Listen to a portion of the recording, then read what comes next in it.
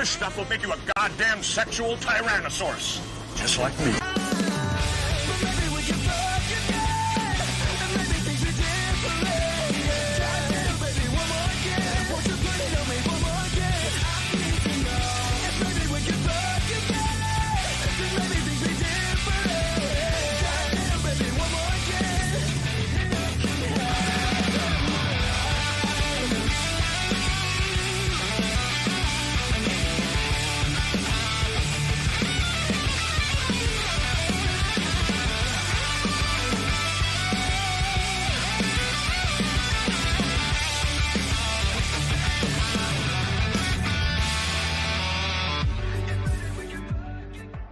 This stuff will make you a god. Welcome, guys. Hold on. There we are. Okay. We're working out some technical difficulties. Welcome, guys. Put your hands in the air if you didn't get shot in the ear this week. That's right. We had a great time. If you've had a great week, hey, you're probably going to adjust that one because we can't see Tristan on that camera right there. Guys, we are welcome back to Access Vegas here at our new studios at Red One Studio. We're excited to be here, guys. I want to say something real quick. We love the guys at Sticky Paws. We still support them. We may be going back there part-time later, but just want to let you know we're Team Sticky Paws with those guys. There's just been some transition that's going on there. We want to go ahead and introduce our guest this week. She is an OnlyFans model. She is from Florida. It is Miss Jessica fucking Green. How you doing, Jessica? Give her a back. Jessica's back again. There she is. There we go. Awesome. For her first time coming on the show, she's from Las Vegas. She's a VIP waitress at the Peppermint Hippo. It is Lolo. Welcome. Yeah. Lolo was afraid to become famous, so let's make her famous today, guys. We'll be after this show. All right. She's from Ukraine. She's an artist and performer. This is Miss Melania. How you doing? There we go. Yes. Not to be confused with the unemployed one that is married to our former president.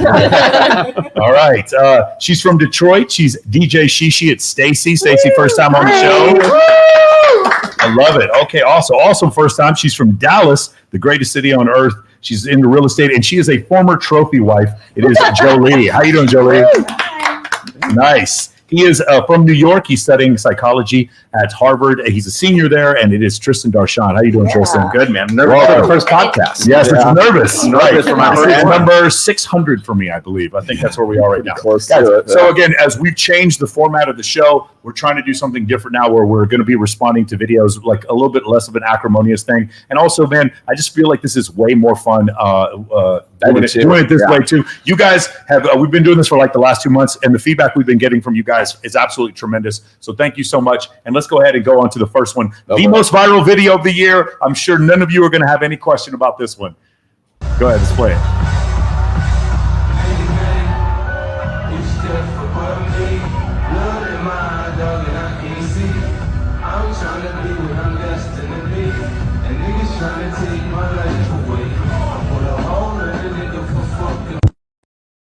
Fuck it up. So the reason why this is so crazy is a couple things. When he got shot, 50 Cent went on stage later on that night, and they actually played Many Men, and he had a picture of Trump behind him with 50 Cent's body. I don't know if you guys saw that. For sure. And there were multiple memes that were made about it, and every time somebody, Dave Martin, who's going to be coming on the show sometime later on this year, he made another clip, and everyone, when they were talking about the whole Trump shooting, everyone was using the song. And the RNC, as tone deaf as they are sometimes, in this one instance, did something I never would have thought, because he plays the F word and the N word in that fucking song while he is walking out for the Republican National Convention. He's walking out to be introduced like a professional wrestler. And the craziest part is, if you go back and listen to that, you can hear the audience singing the words. I want you to think about the concept of Ronald Reagan coming out to the RNC back in 1979 when he's for 1980, November of 80.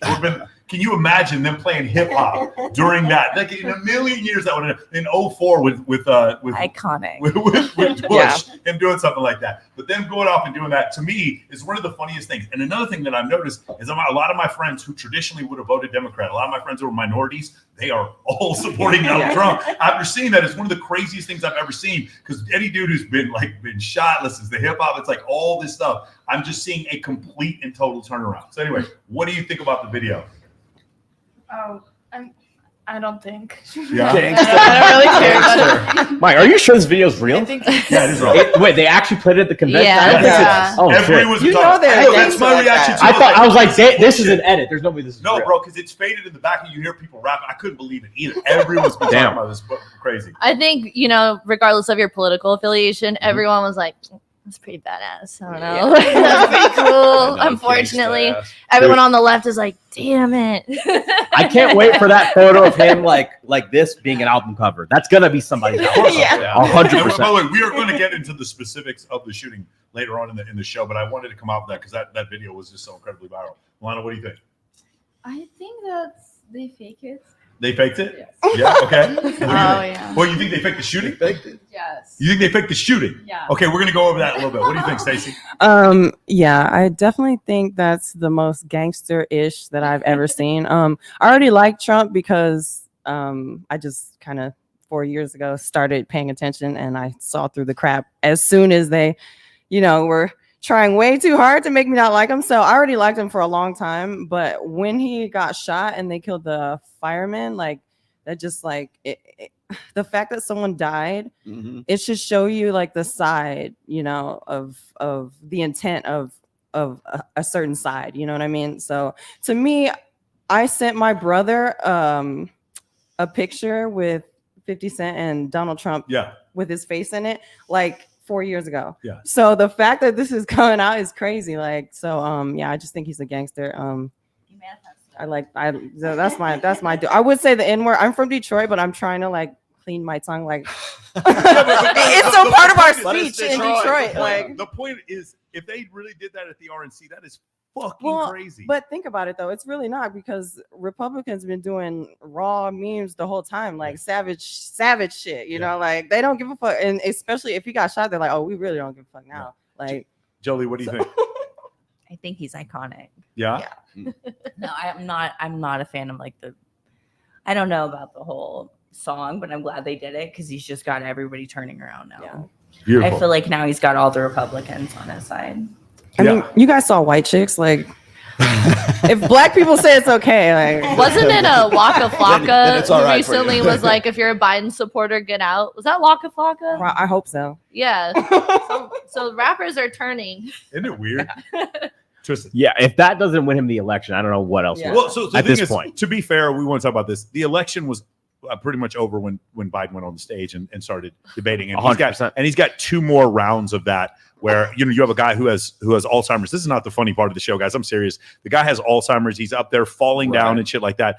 This is just like this. The reason why I don't think it was faked is because I was reading one poll, and it's like usually with 2 electorates, you're going to find somewhere between 60-70%, and Trump's already at 75% chance of winning the election. To go off and then risk getting shot in the head after that, you understand? You're already up 56-0 in the fourth quarter. You don't really need to bury the lead. That's why I definitely don't think it was a setup. But we'll go over a little also bit more he's of that. never led in the polls ever. Yeah. He's won before. Yeah. Now he's leading. You know he's going to win. Now. Yeah, that's pretty Hey, crazy. do you still think Biden's going to drop out? He's going to drop out this week. All right, we're doing it on camera. I don't think he's going to drop out. I do not think. I agree with you. I do not think he's going to drop out. I just don't think, guys. I just don't think you understand. Here's the reason why I don't. There's too much money at It's stake for that to I happen. want you to picture Gollum from Lord of the Rings, and like the level of which they're not going to let go, bro. Do you understand how much fucking horse trading this motherfucker did since 1977 to get to this point? You think he's not giving it up, man? He doesn't give a shit, man. So that's the only thing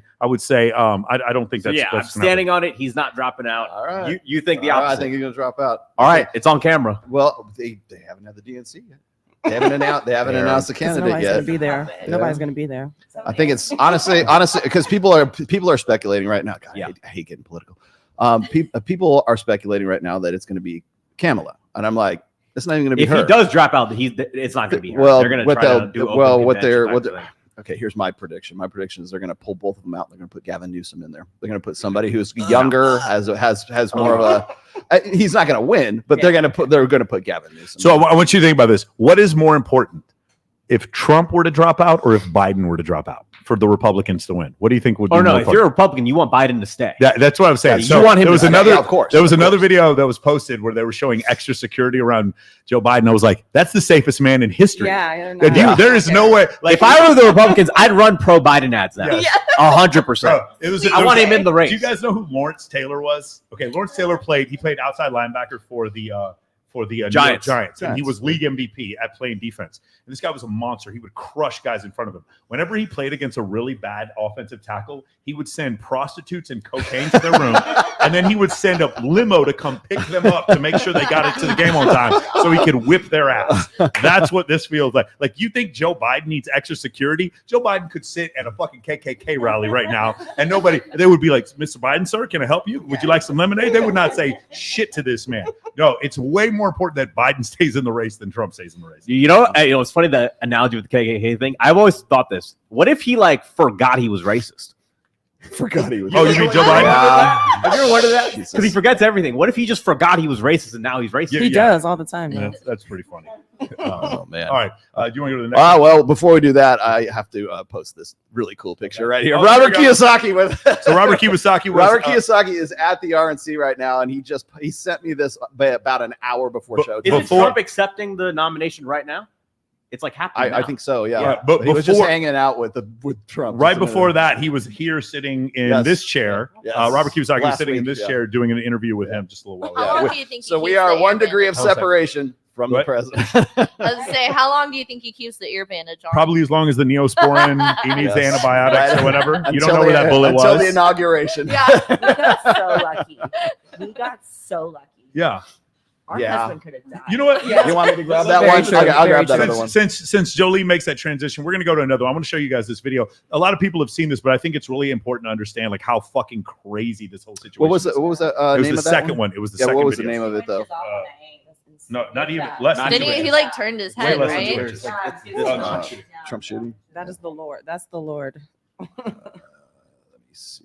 Got it. Here we go. Okay, so everybody watch up on screen here. Take a look what happened.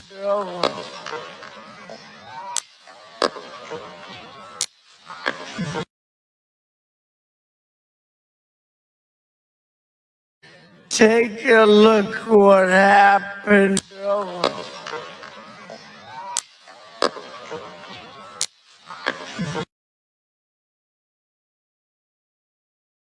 Just for you don't know, the shot was 450 feet, somewhere between 400 and 500 feet. So it's about 150 yards. They used an AR-15 that fires at about 3,300 feet per second. So it's about 1,100 yards per second. So we're talking about 1/10 of a second, which means when he fired the bullet and the bullet was in the air, Trump's head was in the wrong position, and then he turned it. Does everybody understand? Yeah. That bullet also was in the air for 1/10 of a second. And I don't want to go on, if you want to get really nerdy with me, gravity's 9.81 meters per second squared. So it's about, say, about 10 meters per second squared. You divide that by 10. It's about a 3-foot drop when you're aiming, about a 3-foot bullet drop when you're shooting at 150 meters. Does that make sense? Right.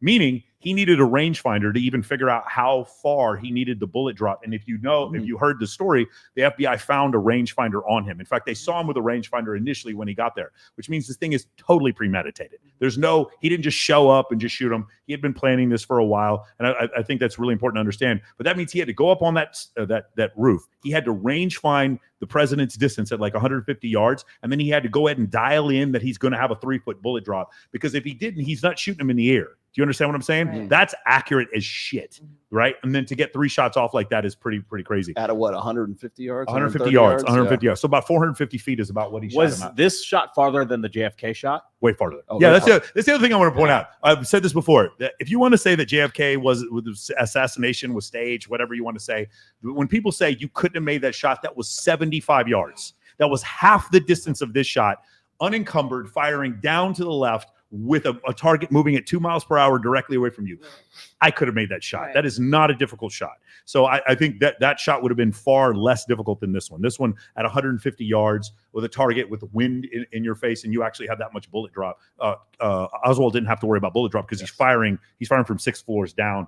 So that would have been the difference there. But anyway, All so shot by a 20-year-old incel. That's Yes. what they're working on right Yes. now. By tomorrow, that's what's Absolutely. going to happen. Yes. Sure. Hillary's mad they missed.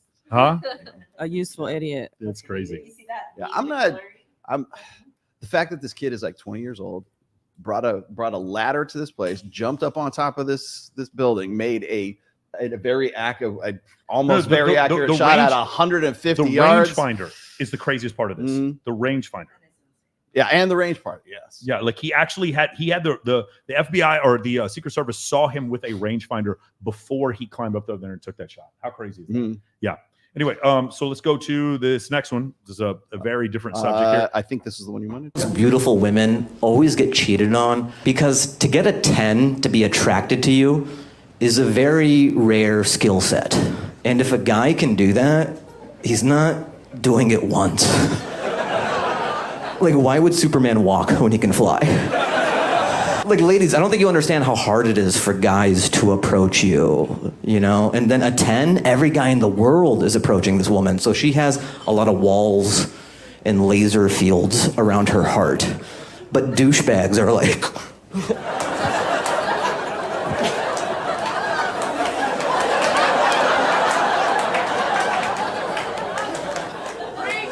Preach! I gotta preach! I'm doing a sermon up here, guys. Oh, That's pretty good. What you guys have anything you want to say? I've been saying this for years. It's like when we had a guy in my junior high. His name was Harold Little, and he dunked a basketball when he was 13 years old. What do you think he did afterwards? Do you think he went and told his friends, "Hey, that was great. I dunked a basketball"? No, he dunked that motherfucker every day at fucking lunch for the next 2 years. And so when you have this guy and it's all of a sudden he goes from like being some schlub, he moves to LA and he's dating a playmate. Guess what he's going to do next? He's going to date another playmate, or at least he's going to try to. And so that's one of the issues. I have Ryan Taraban coming on Saturday. He's a psych hacks. He's a PhD in psychology. And he says the best place for women to be is about like an 8.5. At a 10, you are because at a 10, the problem is there's too much noise. You can't tell what you're actually dealing with because so many dudes are coming after you. But he's like at an 8.5 is like the kind of the perfect number. And then also for men can make too much money. Men who are like making over $1 million, $2 million a year, they become a target if they don't know how to deal with people who just want them for their money. So it's a really interesting thing. What do you think about this, Jessica? Sorry, my babe. I think also too, like when you reach like a certain level of attractiveness, you become unapproachable. I think that plays a big part. Like, I wouldn't say that I'm like a fucking 15 on a scale of 1 to 10, but I think I'm pretty attractive. And I noticed like before I had like the confidence and stuff like that, I was approached a lot more. But then kind of when I came into my own skin, like found myself, found what looks good on me, like, and just like talk the way that I do, like I become more scary, if that makes sense. For sure, definitely. But you understand, like actually a guy coming up and approaching you and having the skill set to go out with you is like a skill set. Like it's something he has to work on, right? So, but then like if I have the skill set, right, I'm not going to just swing and hit a home run once. I'm going to go out and do it again. Do you see what I'm saying? It makes it difficult because you're choosing men that have attributes that other women want. And the hotter you are, the more of those men come after you. You see what I'm saying? Lolo, have you had this issue? Oh, I'm glad I'm not a 10. So, no. Yes, she is. I mean, I feel like... They're all saying you're a 10 now. Lolo, you're now famous. Sorry, you got too famous. Because you're not arrogant. They all say you're a 10. They're all saying this now. I always found I'm a very like lovey-dovey relationship type of girl. I tell every guy, like, if I sleep with you, if this continues, I'll be in love with you in 2 weeks. Like, I'm planning our marriage. So if a guy gives me that energy, I'm like, what's wrong with you? Yeah. Like, they're like, I don't like that. Like, I like a little bit of the chase on my end. Maybe when you're approached so much, when someone shows disinterest, you're more like, oh, this person's for real. Like they're trying to get to know me. So you would rather be the adorer than the adored. I'm always the adorer. It's crazy. Yeah. But yeah, I feel like I'm always the one. If it's the other way around, even if they're attractive, even if they have money, I'm just not into it. But if it's the other way around, like they're a little bit ugly and they don't have that much money and they're super not into me, I'm like, what's up? One more time. Let's pay attention. And there is the TikTok. You guys are listening. That's a clip. That is a clip. Seriously. Mark you guys are literally listening to an attractive woman telling you that to not chase. Oh, and if you're funny, if you are funny, it's over. Oh, just over. Wedding. How many weddings have you planned? That's like a lot of weddings. Too many. Too many weddings? I wouldn't say no. Have you ever been What's up? Have you ever been engaged? No. Okay. All right. You're not one. You guys ever have some female friends that have been engaged like 6 times, and you're like, no, these dudes just wanted to have sex with you. That's kind of what happened. They just lied. Anyway, Lana, what do you think? Yes, actually. So since you only date women, do you ever have this issue where it's like, as a girl is more attractive, more women are trying to come after her? Oh, I love when she's more attractive. Yeah. Yeah. Agreed. You just got the game to like get through it. You're like the douchebag who can like get through the lasers, but like with women, right? Yeah. Have you ever stolen a woman from her boyfriend? Melania Yes. is that guy. She's stolen a woman from her boyfriend.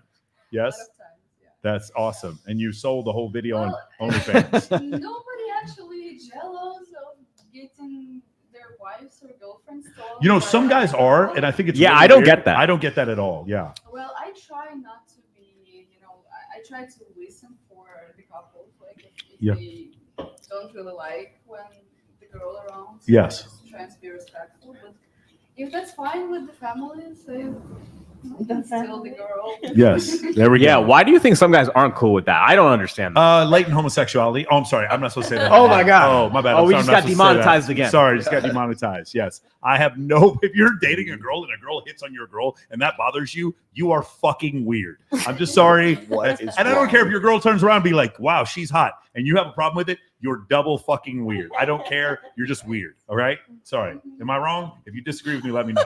Leave it in the chat. All right. What do you think?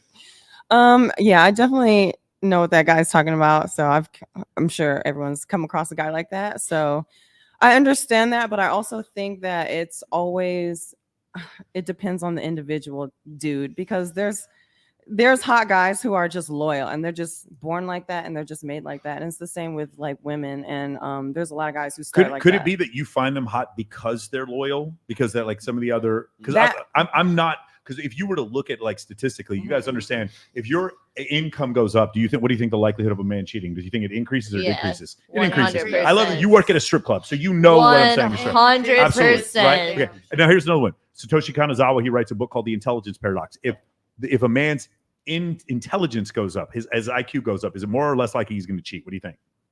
I think that It's still both. I think it Steven- depends on the ethics. It's It's more. It's more up. The likelihood of him More. cheating increases as his IQ goes Stephen up. Hawking Yes. cheated. Oh, Yeah. which is No, Wait, that's really? That's He did? Yes, that's actually true. That's fucking crazy. It's true. I was about to do something so insensitive right now and get us all all with No, my it is hand. actually true. That is amazing. And no, she's not the Hawk Tua girl. Okay, No. everybody in the chat's go. That's the Hawk Beautiful Tua girl. situation. Have you had to deal with something like this? A man has to have Julian, in order for you to become the trophy wife, a man has to have an incredible skill set to get you into that position in the first place. My husband was amazing. Yeah. I married the right man. Yeah. He turned bad, but I was very lucky. And he was strong. He was very arrogant. And I fed the ego constantly and built him up. We started with $5,000 in the bank, ended up being very successful. So, but I do like a little bit of ego. Yeah. But I don't like to chase either. I want them to make the plans, know what they want. I know what I want, and move forward. And no Confidence. prenup. No prenup. Oh, absolutely no. He knows. No, I think it's kind of a thing where like what full-time job, you need all this at night, cooking, cleaning. Like you're gonna respect me, I respect you. Yeah. It's a respect thing. Hey, right? some of the mics aren't on. Are you hearing this? Yes. Some of them are like coming out in and out. Okay. All right. Cool. We'll work on it, guys. Sorry, we're going to work on the audio here. Is mine off? Yeah. If it's an issue, we know which ones are working. Then we'll switch over to those. Yeah. Can you hear them? Okay. I can hear them all right. It's just on StreamYard, it's not popping up. Okay, got it. All right, we'll figure it out. Let's keep going to this. But Jolie, a question I have for you is, do you think that when you see these attributes in a man that are attractive, that other women might find him attractive too? Like it's competition when you're dealing with a man with that level of status. Internally, I've done the inner work. I would be a little insecure. You'd be insecure? But I'd have to work through it. But I know myself at this moment, I would be slightly insecure, but at the same time, I encourage the ego because I love a big ego. Yeah. I love a narcissist, whatever word that is. Oh. And there's the second clip. Did we get that on? Did we get that on audio? Yes, but write the word narcissist in the chat if you heard her say the word narcissist. I want to make sure that the audio is working, and we'll work on that. I love a narcissist. All right. Oh my God. Girl, you are wild. Here we go. I like this one. I should like this guy. Okay, let's do this. All right, guys, we got another one for you. And ladies, let me know if you've ever felt like this about someone. So nice, and he's the guy that I should want, but it's like I need a little bit of like a you're going to send me to the psych ward, and it's just not giving that. Was that it? Wait, That was the it. only one? Yeah. All right. Do you guys ever have that issue where it's like the guy you should like someone? Was that the whole clip? That was the whole clip. God, I sent you another one. Have you ever had a situation where it's like you just didn't feel it with a guy because he was just too nice? Yes. Yes. Well, describe. I don't know. There's like I've just gone on a lot of bad dates. Okay. And they weren't arrogant. They didn't have it. They weren't narcissists. Yeah. They were empaths. Look, Trump's a narcissist and he's a billionaire. Okay. Yeah. Narcissist mindset makes you rich. And Yeah. I like rich people. There it is. Dark triad personality traits, my friends. I've never heard such honesty. Yeah. Good Lord. What do you think? Have you had this issue? Okay, wait, what was the question? So a guy that you know you should like. Correct. Okay. Yes, nice guys.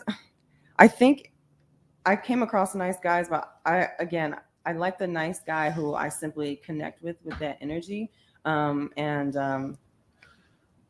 It's not always just the nice thing for me. To me, it's always about the individual person. Like everyone's so you've never had a guy be too nice.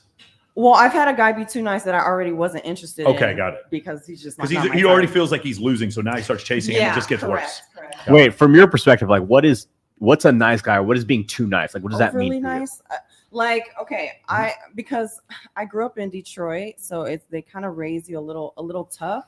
So I do like when men and women court each other, like reciprocate and take care of each and pamper each other. Fine, yes, of course. But when you clearly kind of aren't interested and they're like treating you like a baby, like more babying you, like, oh, are you okay? Yeah. Are you okay? Are you cold? Like, are you cold? Are you okay? Do you need something to eat? Like relax, like chill. Like you doing too much. Like, that's being too nice because you're trying to you're not even living your life. You're like.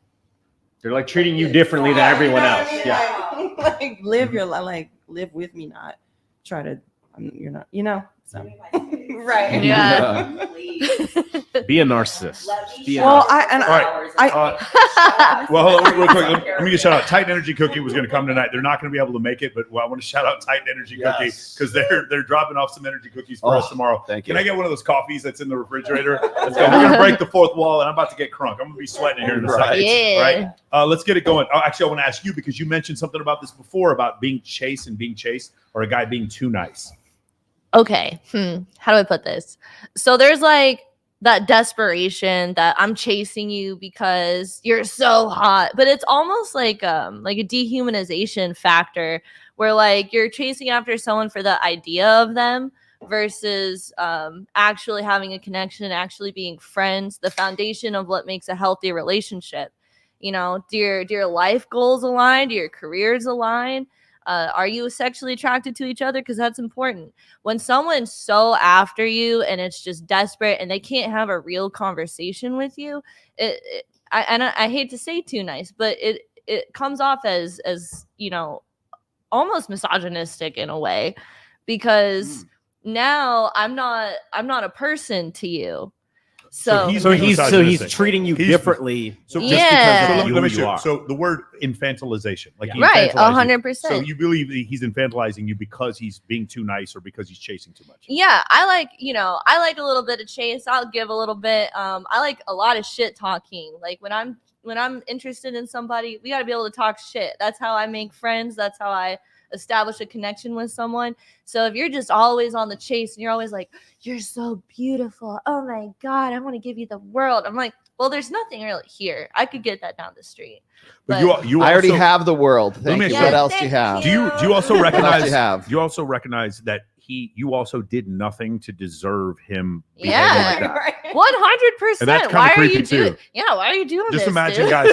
Just imagine if someone comes and tries to sell you aluminum siding every day at your house. Man. And after like 2 months, he hasn't sold the aluminum siding. After a while, you're like, this aluminum siding must suck because you haven't sold it. That's right? honestly such a great analogy is like sales. It's like, part of sales is building rapport. If you don't have that rapport, you don't have, and I hate to, that's such a shitty analogy. No, it's a perfect analogy. It's actually perfect. Perfect analogy. From our standpoint as a man, it's a one-to-one analogy. It's the exact same thing. So, like, who would you rather buy from? Someone that you know, who's gone out of their way to establish rapport with you, who treats you like a person, or someone who's coming up to your door every day and they're super persistent, but they're coming off as desperate and creepy, you know? That's where I come from on the nice guy thing. I think it really just depends on what like stage in my life that I'm at. I feel like people date who they think they deserve. I've definitely like had periods of my life where I've dated complete assholes, and I feel like it was more of a way for me to like not look at myself when I was doing shit because I had somebody doing poo-poo with me, you know. But I think once in a while I'll definitely, I don't know, I like a nice guy once in a while. I think I can get the fact of like something being overbearing. So that I think that's a little different than just like a nice guy in general, but I understand like feeling like there's like 1,000,000 pounds on you because they're just like smothering you.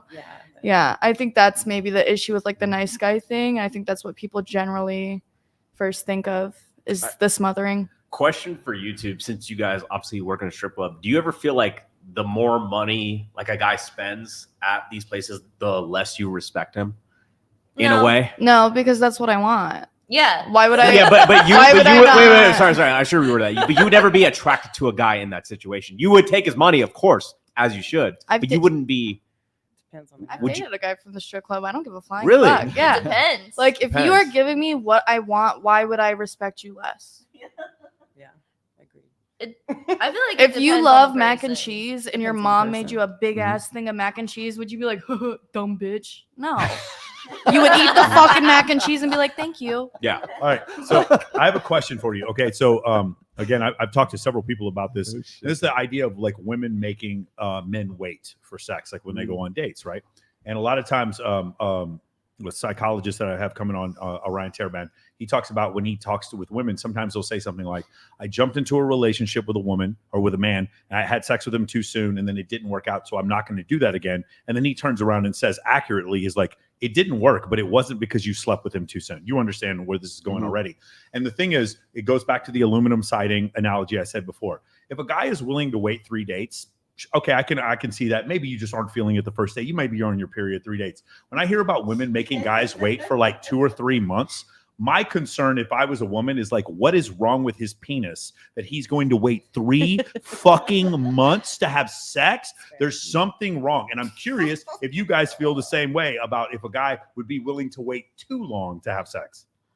I mean, I think there's willing, like if I'm asking that of somebody and they're respecting that, that's a different situation than they're just not offering it. Then I'm like, No, Lolo, if you telling a guy to wait, how was the longest you made a guy wait?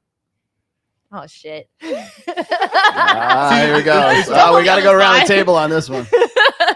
Probably about a month. Okay. Now, in making him wait a month, did it work out afterwards? No. Yeah. But why did it not work out?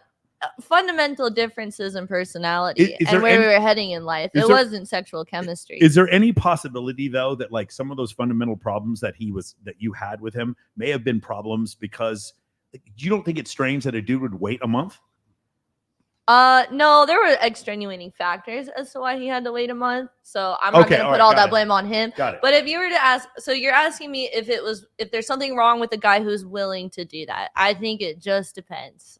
It's on the situation, man. But overall, I think you find out a lot about each other. Sure. If you have sex earlier, like, I mean, you can have like a decent time frame for that. I'm not saying like always have sex on the first Sure, of date, course. but you obviously find out a lot about each other and establish a connection with sex. And I think the longer you kind of put that off, maybe you're missing some fundamental things in that relationship that, you know, you wait a little longer to find out. Yeah. Versus doing it sooner. So that's my answer. Milana, do you make the girls wait? Yeah. You don't make the girl. Okay, cool. Pretty simple. Yes. Yeah. Jolie, what do you think about this? A guy, like, is there a point? Do you, let's say not you specifically, but you have a friend and she makes the guy wait like a month or two. At some point, isn't there an alarm bell going off in your head? Like, I want to know how long you made a guy wait. Yes. That's what I want. 4 months. 4 months? Wow. 4 months? My husband. You made him wait 4 months. Oh my gosh! I'm sorry. I think you mean your ex-husband. Ex-husband. Yeah, there we go. Thank you. Thank you All right. for clarifying that. Yeah. So 4 months, but I did not like him in the beginning. Okay, so he wore you down I with billions of dollars. no. Okay. No, just consistency, reliability. And then I started to like understand his mindset and he was focused. So his ambition you found was attractive. For sure. And I think, but once it happened, it was like 10 times a day. Oh, it's 10 times a day. Like once that friction, like the friction was over and it was so, see, to me, like the tease is the best part. Jolie, have you made every guy wait 4 months? Has there been a guy you made wait less than 4 months? Huh? No, I've been bad before. Okay, you've been bad before. Not lately, but I've been bad. Well, yeah, once lately. But I'm normally pretty like. But to me, like the tease is like everything. Okay. Like the outfit, the whole like, what is it like? It's like a performance for me. Sure. Okay. But yeah, so that's the whole thing. But I don't know. Making him wait is fair. Be classy, ladies. Don't let everybody into your body, please. This is so great. Be classy, Tristan. You guys understand, like, I have no problem. If you legitimately need him to wait for one reason or another, that's not what I'm talking about. What I'm talking about is you have this devious, nefarious plan. I'm going to make him wait to fall in love with my pussy. I'm going to make him wait for so long. I don't think I've ever thought about it that hard. See, I don't think it works that way, because I think when women make a guy wait for sex, it's usually because she's got something else going on that she's waiting to see if it pans out. There's another guy that's in the wings, or there's some what was it? There's some mitigating factor. Chris Rock says, he goes, the main reason that she's mad all the time is because you weren't her first choice. Yeah, that's the reason. Yeah. Yes. Do you have this situation? Yeah, like I understand definitely waiting from an ethical perspective for women to have that initial intent to wait. Like, you know, I'm gonna go on a date, I'm gonna wait and stuff like that. But I've definitely been in a couple of situations where I've just met someone and fallen in love in 24 hours. Yes. And then there's a situation where I'm like, I'm gonna wait, and I don't like the guy, and he's pursuing me, so he thinks I'm making a wave. I'm not interested. Thank you. So that's my point. You think these guys think they're waiting. They're not waiting for shit. Yeah. They're waiting for their crypto to come in. That's what they're waiting. Girls are really You know what I'm nice saying? too. That's what they're waiting on for that to happen. No, but you guys understand my point. It's like at some point, if a dude waits long enough, there's the guys. Most men who are attractive have options with women. Yeah. And we're talking about the top 10. So a guy who has options with women is going to wait 3 months to have sex with you. Like something, there should be alarm bells on your head saying, "Oh, he's a micro penis." I get it. I understand what's like. It should be something it's a going on. horrible situation too when you find out, man. Wait, hold on. The micro. Has that ever happened? Oh yeah. Wait, go on, please. Oh god. So No, there was a guy I was talking to for a it? while, and he was 6'8". He's super tall, handsome, incredibly intelligent. Where'd you meet him?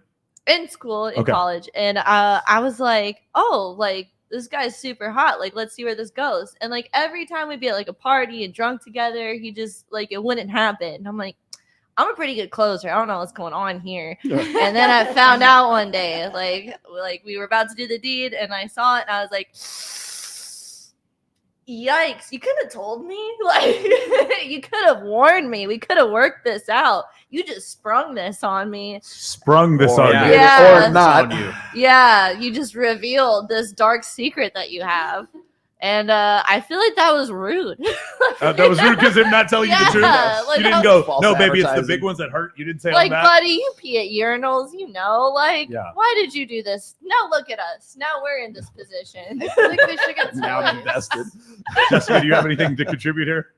I feel like women are like pro toys in bed, like Yeah. whether that be vibrators or whatever. And if you are a micro PP guy, just get one of those extendos. Like just put it. You could put it. It'll be like a fleshlight on the inside, and then like PP on the outside, and then at that point you can choose whatever size you fucking want. There we go. I think what Like- we've done is we've solved the problem. Thank you.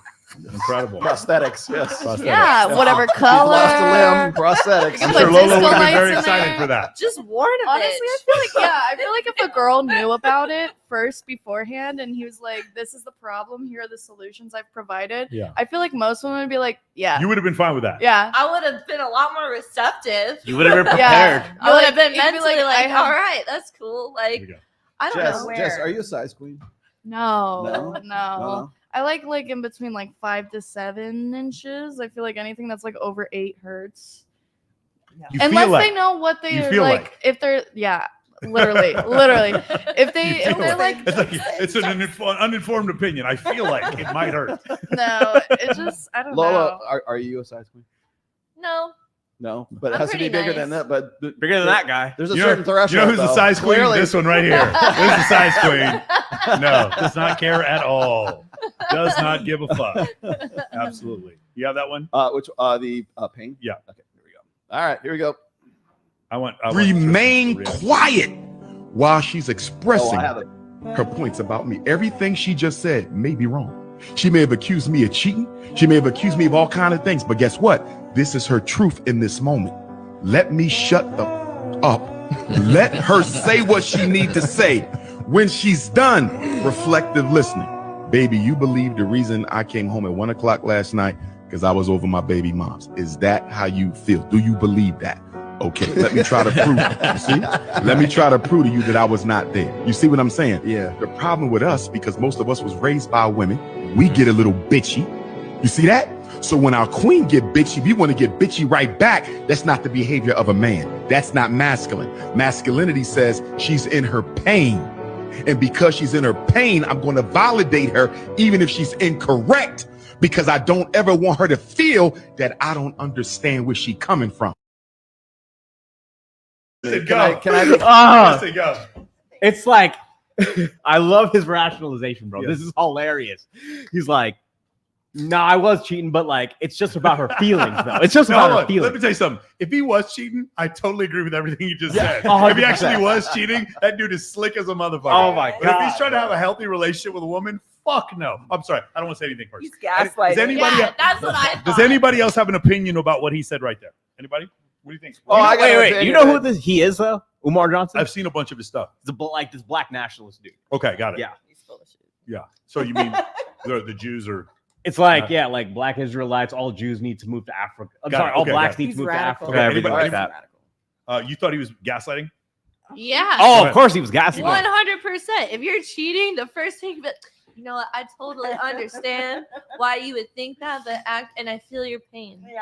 I know what I've done to you in the past. But Baby, this here's is why. your hold on, this is your Yeah. truth. Yeah. Lolo, this is your truth. Tell me your truth. That In you this feel like I'm moment, cheating. this Tell is me your truth. In this Just moment. fucking kill Lola, me. tell it to me.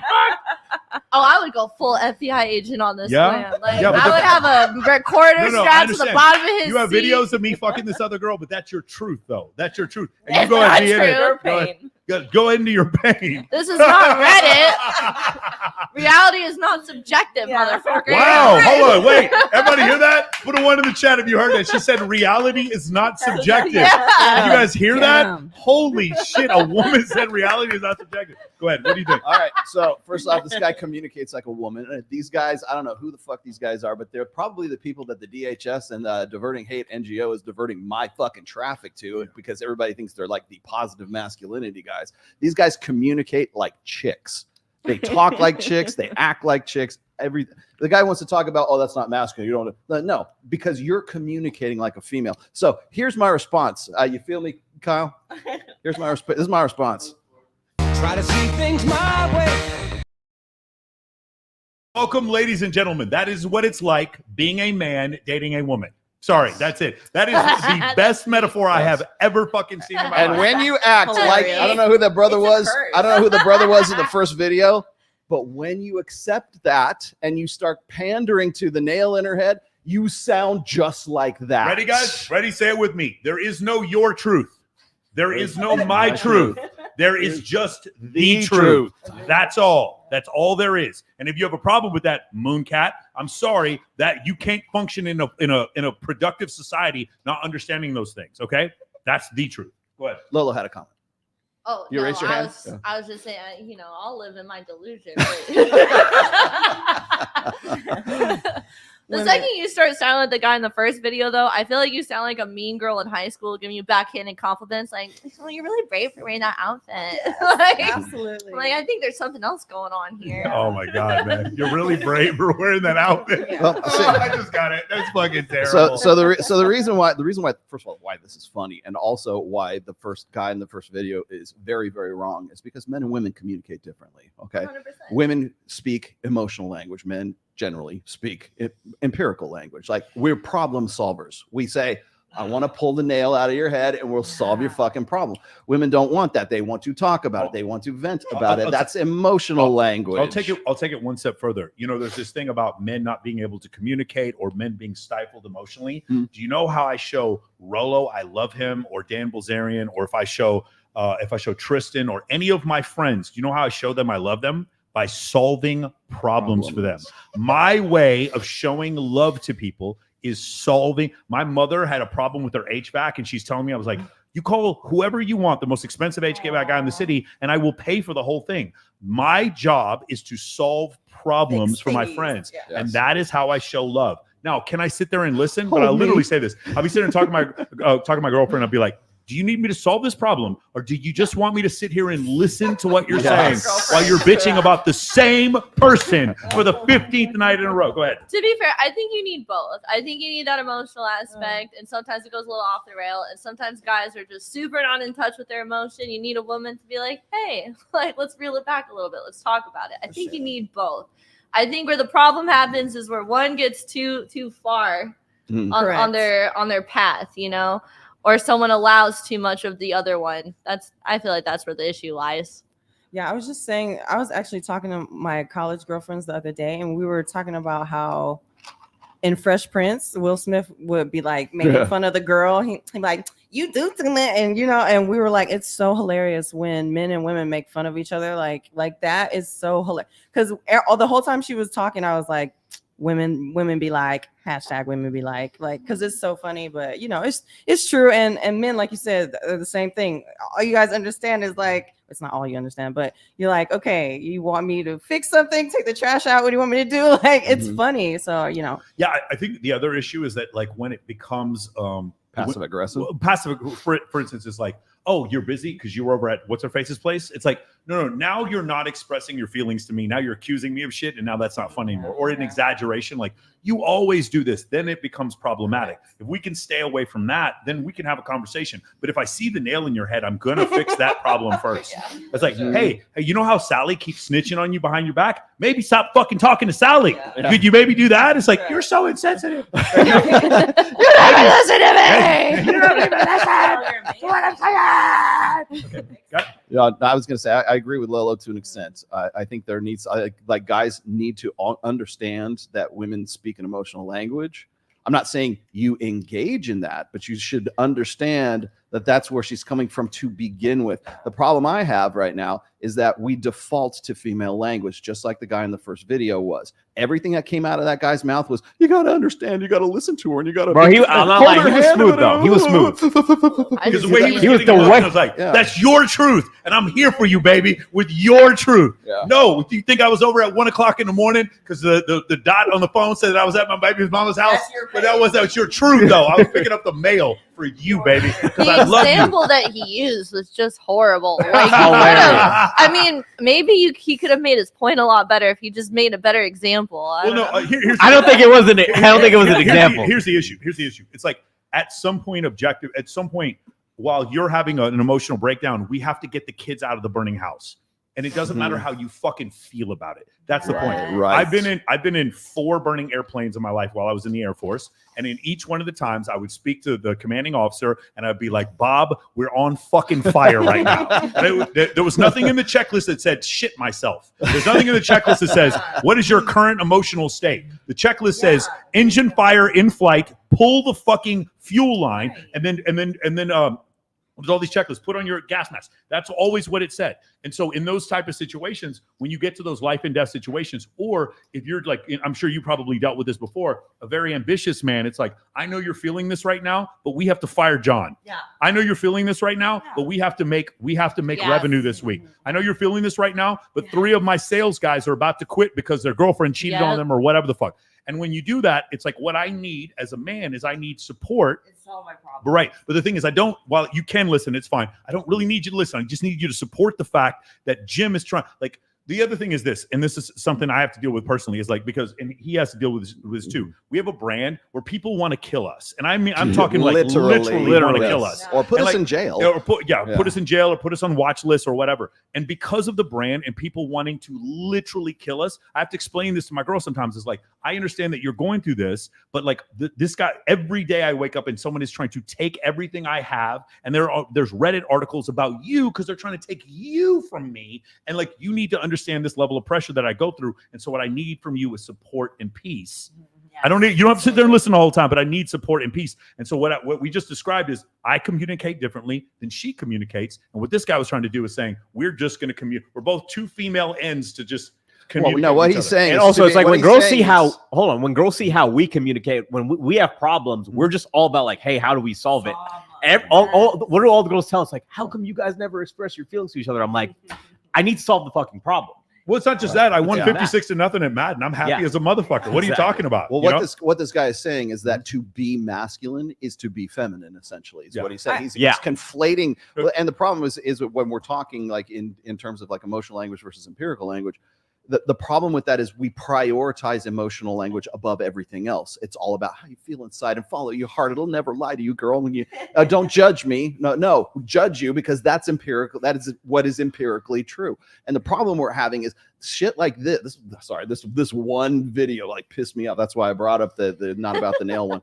But the thing is that the reason for that is because guys like this don't know any different. They don't know what's conventionally masculine because they think that to defer to a woman's authority by speaking her language is to be fucking masculine. And they are 100% categorically wrong because they were never taught how to be conventionally masculine. And that's a problem I have. You ladies, ask you real quick, would you want a man to, I know you're probably going to be an exception here. Would you want a man to lead in a relationship? Would you Absolutely. want, yeah. Would you want, Jessica, you would not? I don't necessarily agree with everything that's been said. Well, no, then come on. That's why that's why we love you, Jessica. Quiet. You can tell me to go fuck myself. That's why we bring you on. No, I think like maybe the generation or the generation before us, they had specific roles for what like the man does in the house and what the woman does in the house. No, forget that. I'm not talking about that. I understand. It you don't need to be barefoot and pregnant. What I'm saying is, in the end, what I'm saying is like, I've been in I'm 46 years old. I've been in relationships before, and if I don't decide where we're eating, we're gonna fucking starve. That's what I'm talking about. Yeah.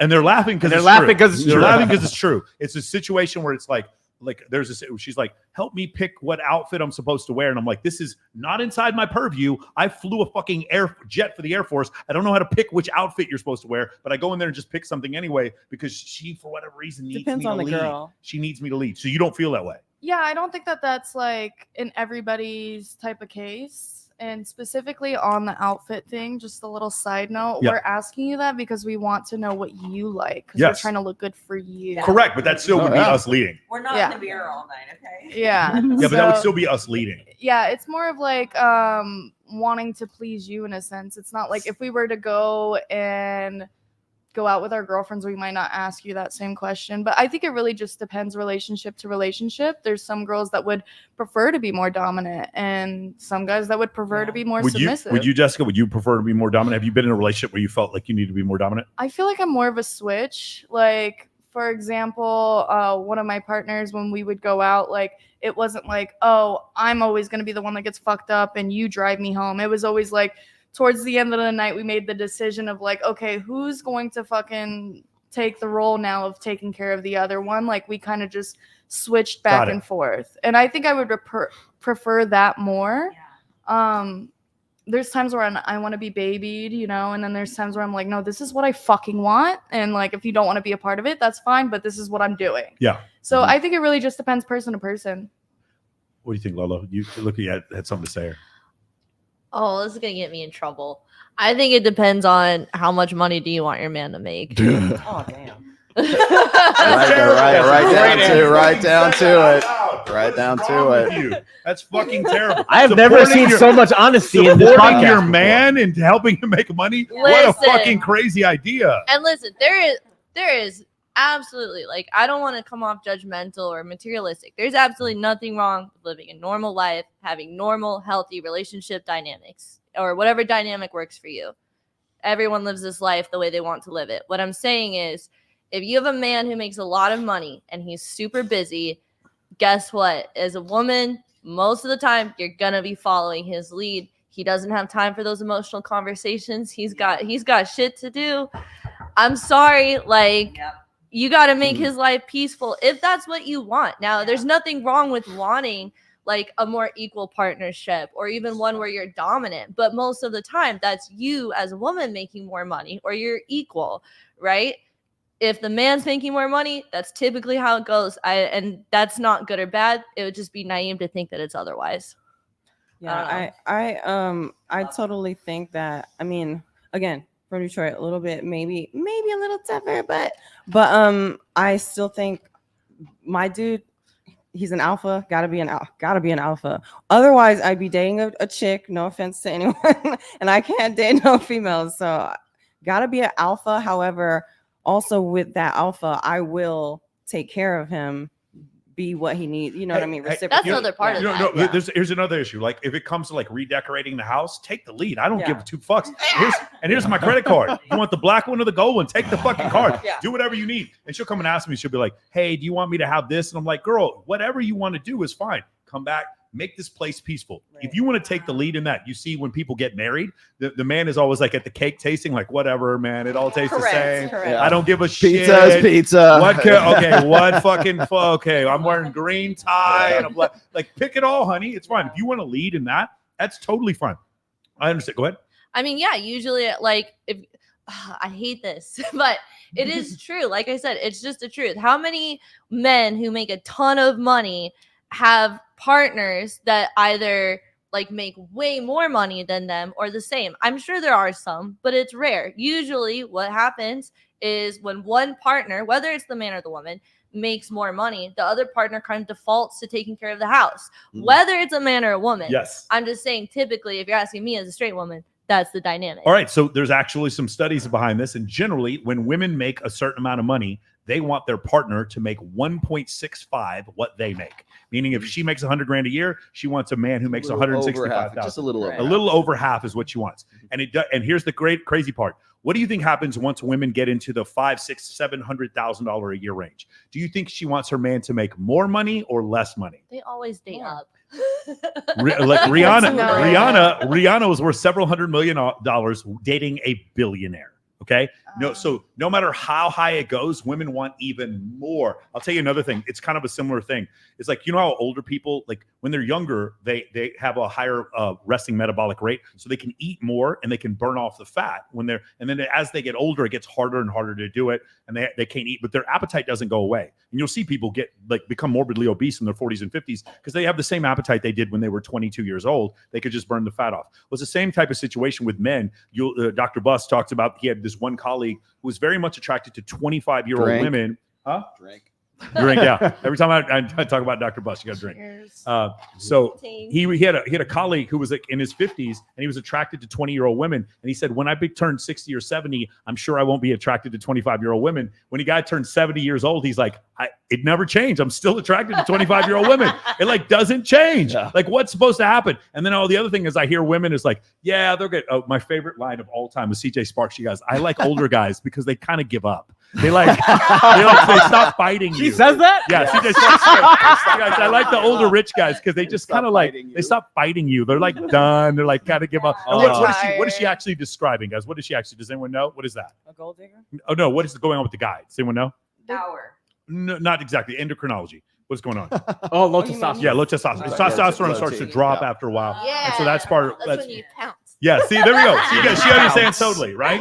He's got all this money and experience, and he's just like it's not that he doesn't think other women are attractive. He just doesn't want to put in the effort to go fuck all of them because his testosterone's in the 200s now. And so you got him nice and tame. Doesn't that sound great, guys? Does that sound great, ladies? Oh my god. Doesn't that sound great, ladies? Oh. Well, don't get used to it because we're all on fucking We're on TRT now. right now. That's not gonna happen to me. Just stay at home, water the plants. I'll try to find a video of it to send it to you, but there's this like female comedian that talks about that. She married like a guy that's older, and she's like, I don't know, she just talks about, she's like, he always wants to go home early, like it's so nice, like he's too tired to fuck, like all that shit. Like I'll send you the video, but like it's fucking hilarious.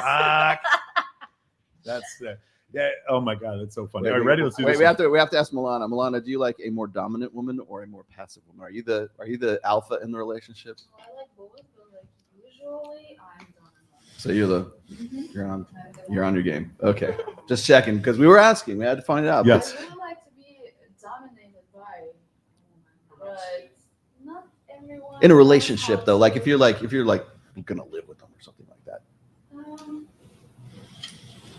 You're not shooting with them. You're actually living together. Like, I can accept both. Like it's just like if she knows how to dominate, if she knows how to lead, that will be.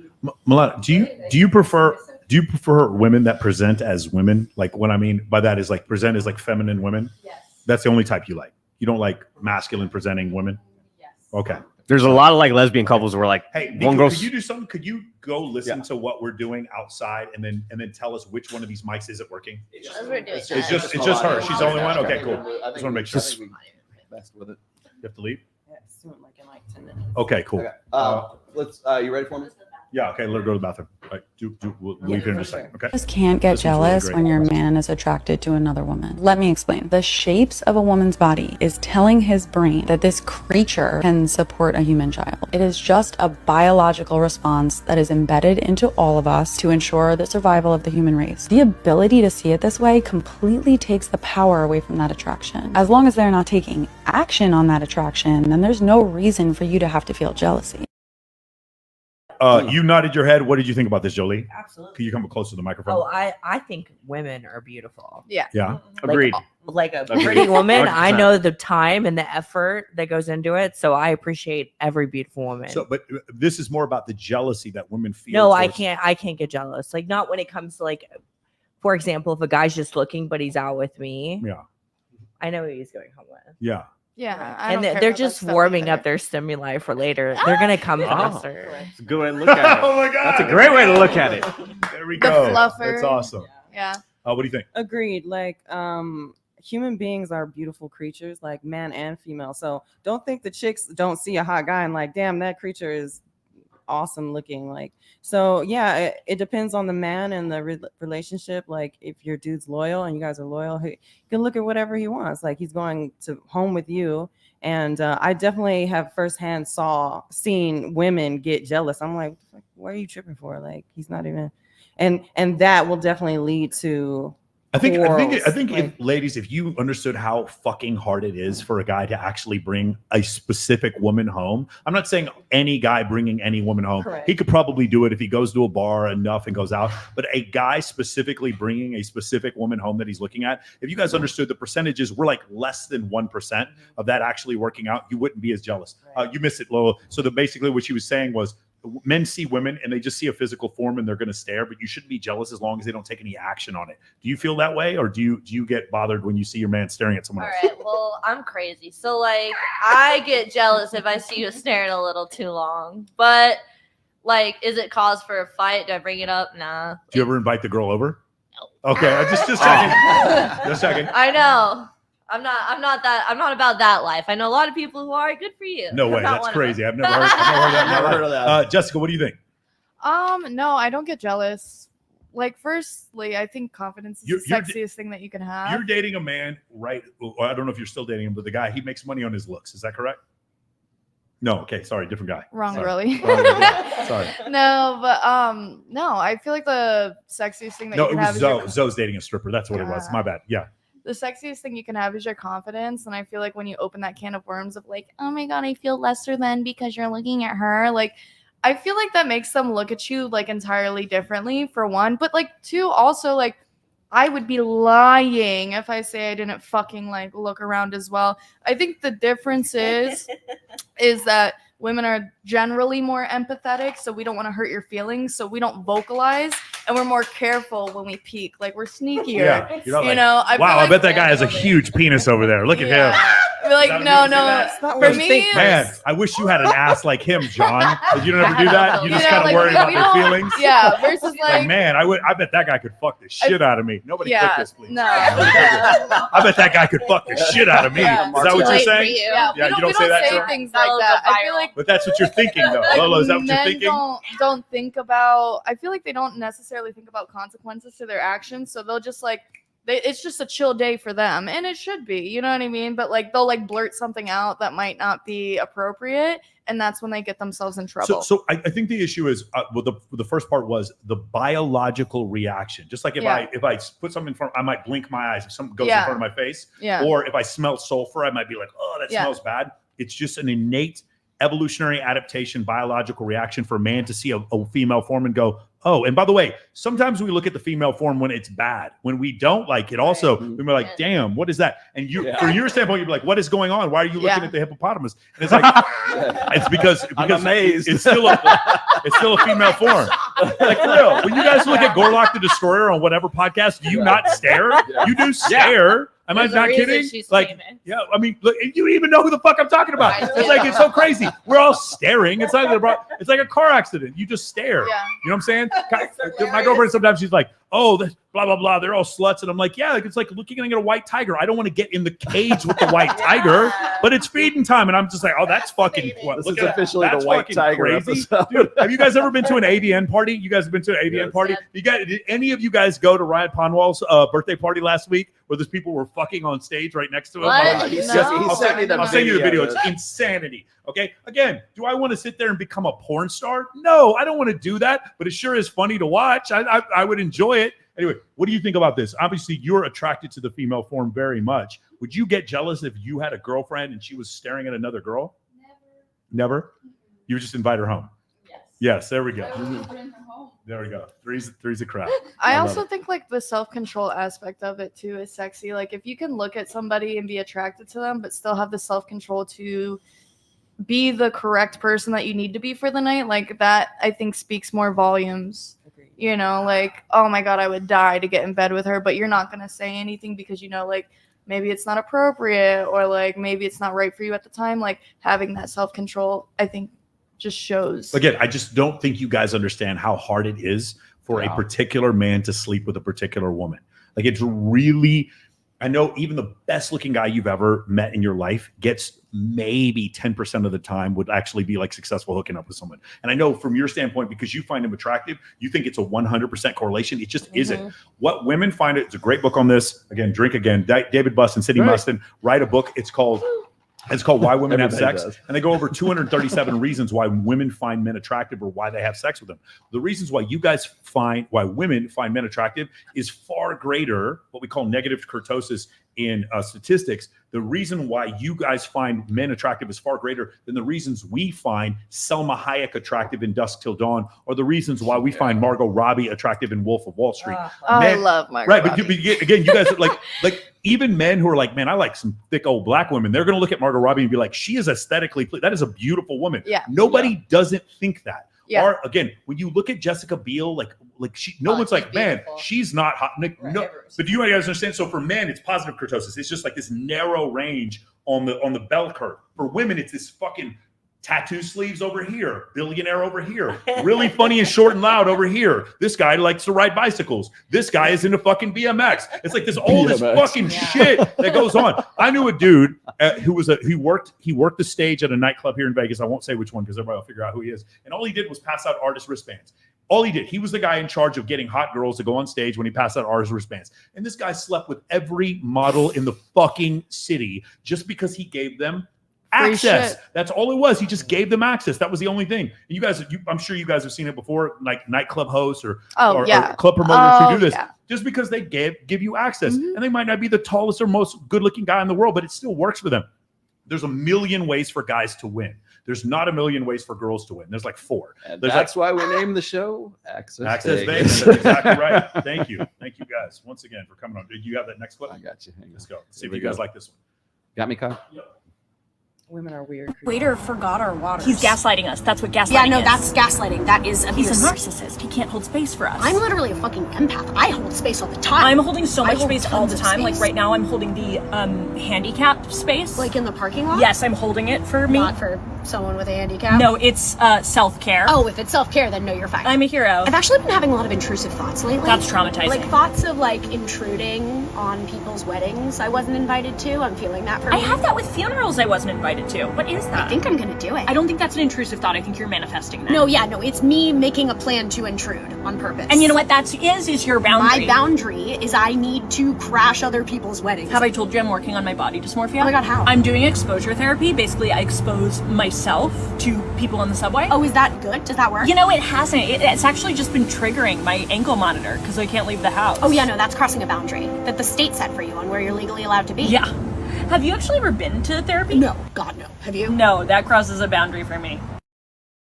Again, this is another issue. Like I don't have a degree in psychology, but I try to read like 40, 50, 60 books on the concept. And I try to have psychologists on my show, but I often get into conversations with women who also don't have degrees in psychology, explaining to me concepts like gaslighting and narcissism. Again, Yes. Everyone's a narcissist. Again, we've had. I'm not going to do this to you guys, but sometimes we'll have 10 girls on the show and ask, how many of you guys have dated a narcissist? And everyone will raise their hand. And I point out that 4% of the population are narcissists. That's not possible. It's not. Now you're saying you were dating a narcissist. I believe you. Loved it. Yeah, for sure. Like I probably. I want another one. You're probably telling. I have the truth. never seen so much honesty on this Yeah, podcast for sure. before. You're This is probably telling great. the truth. Bro, she's got that. At least she embraces No, it. listen, Yeah. she's got that alimony truth, right? Alimony that truth. fuck you money. But you guys understand what I'm saying? Like, it's one of these things where it's like now all of a sudden there's this like new pop psychology thing where everyone, the term toxic masculinity is another one. It's like, we'll just put these two words together and then we'll make a diagnosis about people. I'm dating a psychopath. I'm dating a narcissist. I'm being gaslit. All these terms that people don't understand what they mean. And here's the reason why I bring this up, specifically in the conversation of like, say, Amber Heard, or the conversation with like, say, Lindsay Hill. These are women who falsely accused men of abusing them and falsely accused men of like physical violence against them. It turned out that these women were lying. And the problem is I work with domestic abuse shelters. And when women who actually need help, they're being put to the back of the line by women who are lying and saying things like, I'm being gaslit, abused, I'm being like all this kind of stuff. And that's why I have an issue with it. Like, we need to know what these words mean. If your man has set a boundary for you and that makes you upset, that doesn't mean he gaslit you. If he tells you from the day one, I am not interested in a committed relationship, and then later on you're like, that guy's a fucking narcissist because he didn't give me what I wanted. He's not a narcissist. He told you what he wanted. Yeah. He set a masculine boundary and you chose not to adhere to it. And I have personally gone through this more than 4 times where I told a girl from the jump, we're not going to be together. And in her mind, she's like, yeah, I'm just going to wear him down. And I'm like, no, you're not going to wear me down.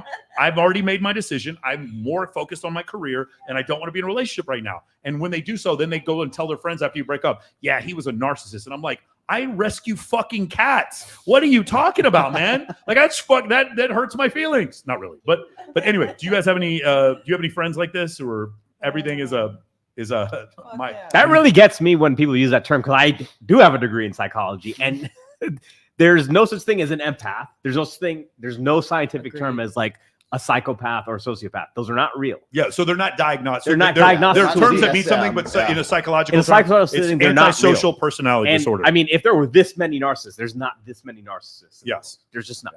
Yeah, what happens a lot of time, and by the way, let me say this fellas, if your girlfriend cheats on you, that doesn't mean she's a narcissist or a psychopath. It doesn't mean she has borderline personality disorder. She could, but it doesn't mean so. And ladies, ready? If your man cheats on you, it doesn't mean he's a narcissist either. It means it he just needs means to die. It means he's a man. It just means he was kind of horny. That's what happened, right?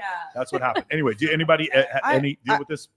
I agree with both of you. I know there's no impasse because that's BS. So I already know that's BS because only on the X-Men are there all empaths. all humans have the potential. Professor Xavier is an empath. Yes. I think all humans have the potential for empathy. So whether you exercise whatever trait was blessed with you, you can exercise your empathy and become more empathetic. You want to go one further? Yes. there's no such thing as love languages. Oh, no! We can fucking us talk like, about that shit. dude. You know what? You know who likes words of affirmation? Everybody likes them.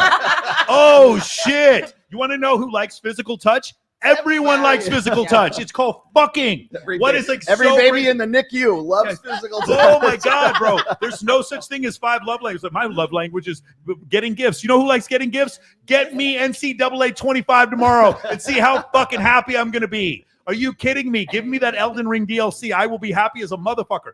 Gifts are great. You know who likes gifts? Everyone likes gifts. Yeah. There's no such thing as love languages. They've done studies. There's no correlation between love languages and successful relationships. Yeah, there's no love languages. There's no fucking crystal healing. If you read, what's that doctor's name? Don't talk Joe about the crystals. Joe Dispenza. If you read guys, Joe Dispenza, listen, guys. There's nobody none of that. healed their spine with a quantum field, bro. Can None we of talk that about shit the is true. crystals for a second, though? But there is grounding. Yeah, go ahead. Okay. I don't necessarily think that the crystals are doing it, but I do think a lot of people think that.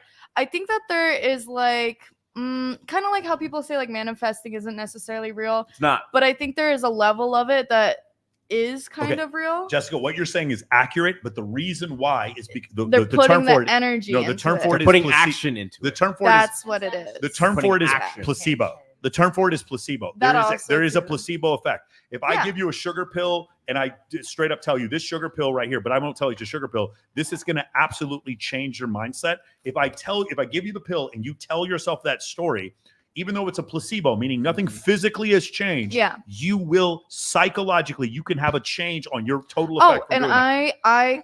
But it's still a placebo. It's still not real, though. I agree 100%.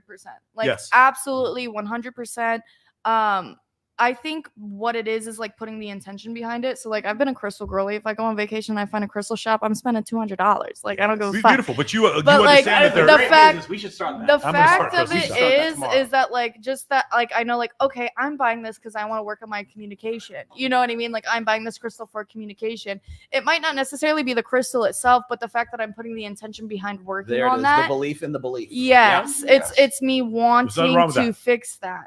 And sometimes it's like we could go down a whole fucking rabbit hole, but sometimes people need something to believe in order to be better, and that's okay. Richard Dawkins writes books about this. Often people, and that's okay. And by the way, let's take this even one step further. This is a great example. I was watching a discussion between my buddy Justin Waller and Andrew Tate, and they were having a discussion about religion. And they were saying, regardless of whether or not religion is real, let's just say you're shipwrecked one day, and you have a choice between swimming to one of two islands. You can go to Atheism Island, or you can go to Religion Island. If you go to Atheism Island, the logical thing to do when a stranger comes onto Atheism Island is to what? Is to kill him. He may have pathogens. He may have ill intent for us. The best strategic statistical opportunity for me, or statistical idea, is for me to kill that person who comes on. But if I go to Religion Island, in that religion states, when a guest comes to your door, you give him salt and bread and you give him a roof to stay in. In that case, that religion that you may not believe in has saved your life. So in that instance, is God real? Because you're alive now because of it. And you can extrapolate that point to say all these institutions and nation states that were formed because of different churches and different religions, was that a good thing or a bad thing? So now you get into this this conversation about you needing to believe in something, and if that belief causes you to unify. I remember the first day I joined the military, they shaved my head, and I'm in my uniform, and I look across, and there's this angriest fucking dude I've ever seen in my life sitting across from me. And this guy, and I'm just thinking, oh, this is a guy I'm gonna have to fight. I know I'm gonna have to fight this dude. He just looks mean as fuck. And we're both are, and I realized years later, because I'm friends with him now, my head was shaved too, and he's looking back at me. And I just remember thinking, like seeing the American flag on his left arm and the American flag on my left arm, and just thinking, okay, we're on the same team. I don't know fuck all about this dude. Turns out later he just low blood sugar and his face, so he has a resting bitch face.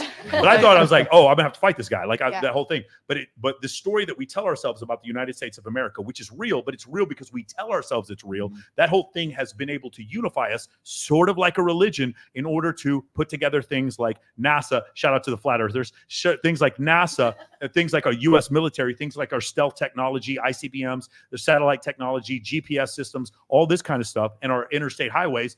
All these things came together because we were able to do it under one flag, or one religion, or one cross, or Buddha, or Muhammad, whatever the thing is. It's a natural human trait to need to believe in a higher thing. And But because as long as like that thing like entices you to take action from it, that's the most well, important. I would say that naturally humans, and we adore each other. I mean, humans end up worshiping each other to the point where they stalk each other. Like they worship because they come from what is worship. Like they come from the divine. So when you fall in love, you see someone as divine, and I think that's proof that people need to believe in a higher thing. Like what she's saying, I understand because, and I have a degree in theology, so I totally get it. Like women, again, this is a woman thing. Women, I understand the crystals. However, I know personally from study that the crystals aren't really doing anything like you guys said. I know it, like you guys know, I had to study it. However, there is grounding, which is basically crystals are on the ground and there's grounding. So you actually can connect to the frequency of the rock, but putting a belief system in it is a different thing. Like these rocks are going to heal me as a we're going to connect to the frequency of that 8 ball, right? So here's the issue, right? I love growing up. Something I love so much was the Autobots and the Decepticons. Optimus Prime versus Megatron was fucking awesome. You know what else I loved? Hulk Hogan versus the Ultimate Warrior. Get the fuck out of here. What an incredible. You know what else I loved? Rocky Balboa versus Ivan Drago. These were great things. And you want to know what else I knew about them? They were make-believe. And it was fine that I believed in them. I know that the guys who play for the Philadelphia Eagles don't actually hate the guys on the Dallas Cowboys. I know that they actually don't. But it's a story I need to tell myself in order for me to like enjoy this thing more. The problem is when I start believing in this story as opposed to objective reality, like she said before, there is a reality is objective. Like Lolo said, when I start believing these stories as opposed to objective reality, and then we have the same women come to us and be like, why aren't you hiring us for STEM jobs? You believe in astrology. That's why we're not hiring you for STEM jobs. Like, what are you talking about? Too many people. Like, I understand, like, if you believe in manifestation intention, you take action on it. But like, there's just too many people I see who believe in like this manifestation, but they live in their car. There's too many people I see who believe in this that are just like overweight and like make no money. Visualization is great. Yeah, visualization is real. I was about to say. So let me chime in on this because when it comes to crystals, when it comes to rabbit's feet, when it comes to talismans, when it comes to iconography and stuff like that, the icon has no magic power. Okay. Yeah. It's largely superstition, okay, or it's a signifier of tribalism. But I'm Danish, so I wear a Mjolnir, okay. But the thing is when you like, they've done studies of this kind of stuff, but I'm just going to like spitball here a little bit. Like if you give a kid a lucky rabbit's foot and you say, okay, Johnny, you got your lucky rabbit's foot. You're going to hit a home run in Little League today. And he goes, yeah, okay, I'm good. And then he feels more confident to go and hit a home run as a result of it. And maybe he does a little bit better because he has the belief. There's a power in the belief. The actual talisman it's just superstition, right? But it's not the actual thing. It's the confidence or whatever that you have with it. Substance. So if you go and you look at like Major League Baseball, Major League Baseball is rife with superstition. Like these guys do these. Yeah, they have a lot of rituals. Okay, we're ready to go. Like that. I mean, whatever it is, they don't do that fucking ritual, then they're not going to hit a fucking grand slam home run in the World Series, right? It's all over the place. Now, do they actually believe in the magic of the superstition? Probably not, but they think that if they do it, well, some of them do. That's the I have my lucky underwear on today. Yes, I have mine on as well. Yes, you're going to get laid. But the thing is, it's like it's not the actual ritual. It's not the actual thing. It's the belief. There's a power in the belief of the thing, because if it puts you in the proper state of mind, visualization, for example, rather than manifestation is like, it's the secret or like the power of sending positive juju into the universe. Okay, that's kind of meh. But visualization, every damn positivity guru that's out there says something very similar to the same thing. Like you have to see it in your head before you can like sort of go after what setting goals for yourself. You have to say, I want to be here in 5 years. I want to be here in a half an hour. I want to be here in another year. And if you're seeing that, we need magic. We need imagination. We need imagination. It's if we didn't have imagination, we wouldn't have hope. So consider this, right? When you have groups of couples, like a set of couples, when one of the couples gets divorced, the likelihood of the other couples getting divorced increases significantly. Does that make sense? Same thing in a house, like in a neighborhood. When somebody sells their house, you start to see other people in that neighborhood start to sell houses. So what does this mean? This means think about the power of the thing we just described of suggestion. And then just think about if you wanted to be fantastically rich, like your ex-husband, you know who you should hang out with?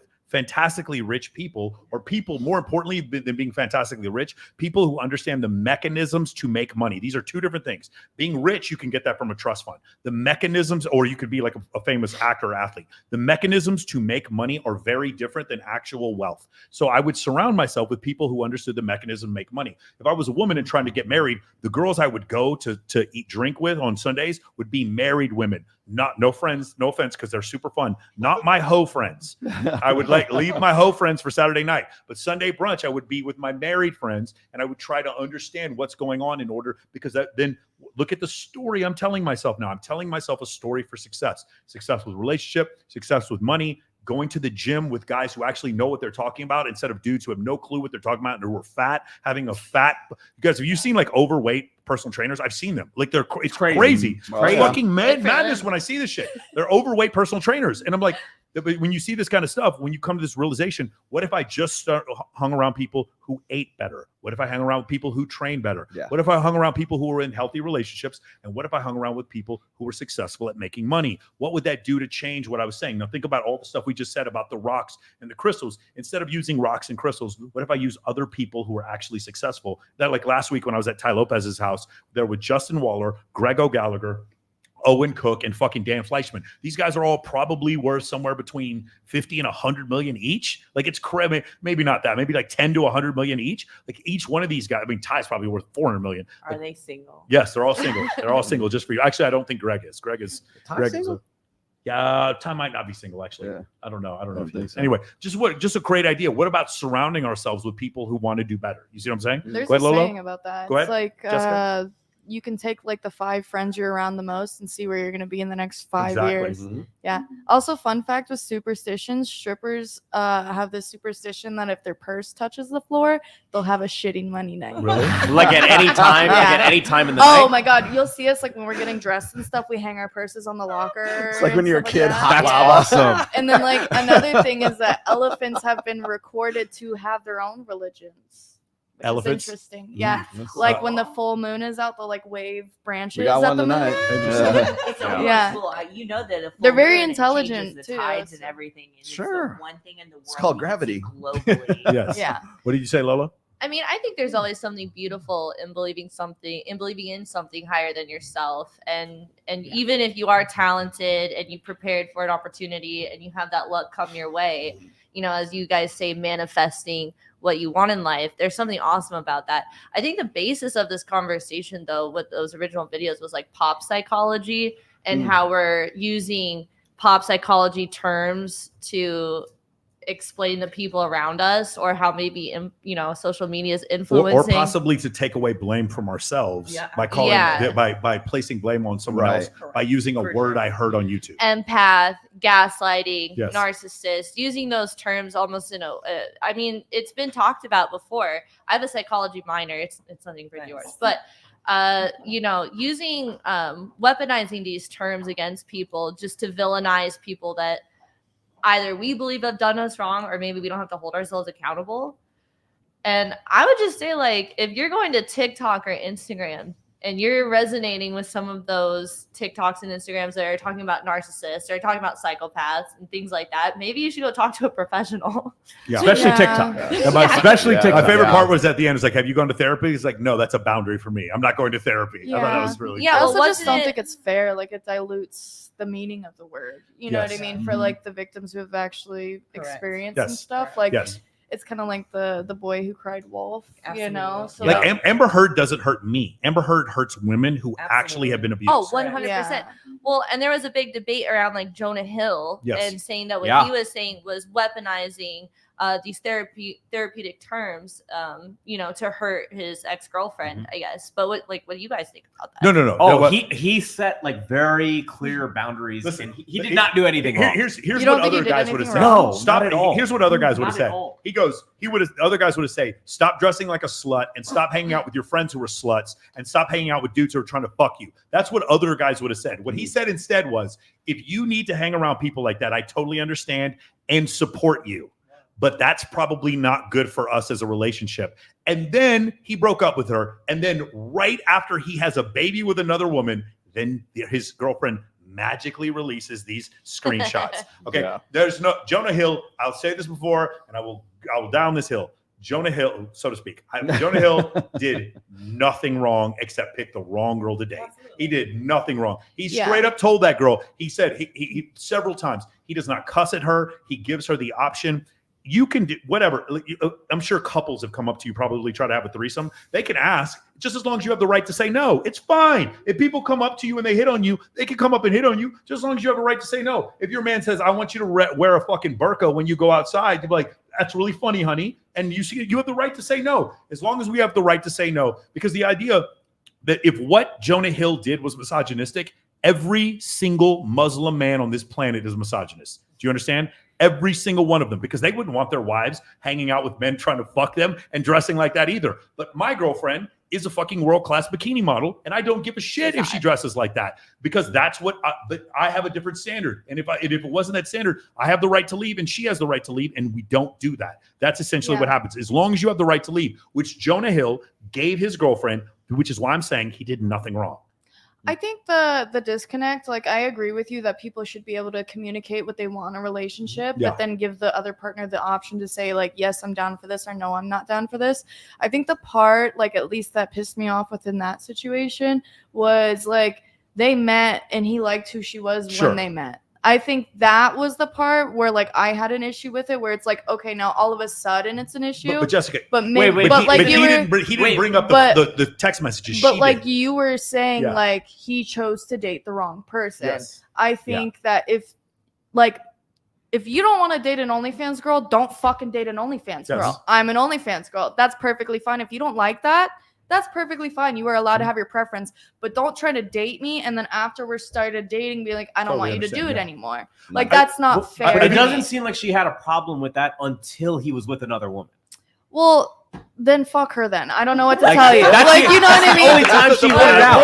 We're talking about like where Jonah was like right or not right now. The point. I of the also Jonah Hill think thing that is that shit's messy. I don't think no people one should ever talk talks shit about the fact that these screenshots came out the day after he has a baby with another woman. Yeah, I also don't agree with people talking shit about their exes. Yeah, because for sure. in my opinion, Voldemort and Sauron. I want to say thank you guys. I wish you nothing but the best, Voldemort.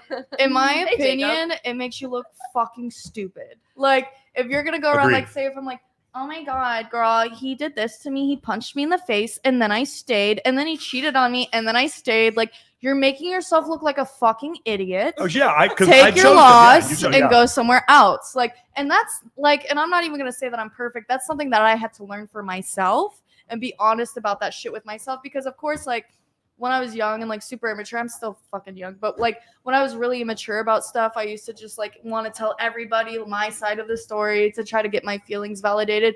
But it ends up doing way more damage than it does good. Beautiful. We have another one. Wait, we got to do this one first. Okay. I'm a Sagittarius, which probably tells you way more than you need to know. Yes, it tells us that you participate in the mass cultural delusion that the sun's apparent position relative to arbitrarily defined constellations at the time of your birth somehow affects your personality. My favorite line. Great today. My favorite TV shows. I was like, I got it. I got this one. Okay. What was the one you wanted to do? Man Love. Okay, let me go grab that. That was funny. Yeah, I was like, oh, I've been waiting for that moment to drop that one. Which one? Okay. Here we go. Man, this has been great. Here we go. Are you guys cold? We can probably turn the AC. Love. We met. Man. Love. We met.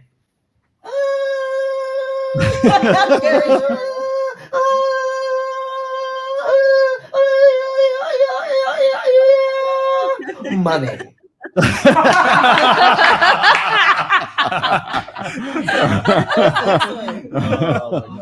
awesome. Oh Jesus! Least, hold on, guys. I gotta go to the bathroom. Talk amongst yourselves. Which one? Which one? Least favorite part of dating. Do you want me to hold it for you? No, just play it, and then we'll react. I'll go to the bathroom real quick. All right, here we go. Oh, It's all that caffeine. It's like you are not lying, girl. I know, man. That's a tequila. Here we go. All right. Least favorite part of dating? The fights. She would storm out of my apartment. I'd be falling apart, texting her. Are we gonna make it?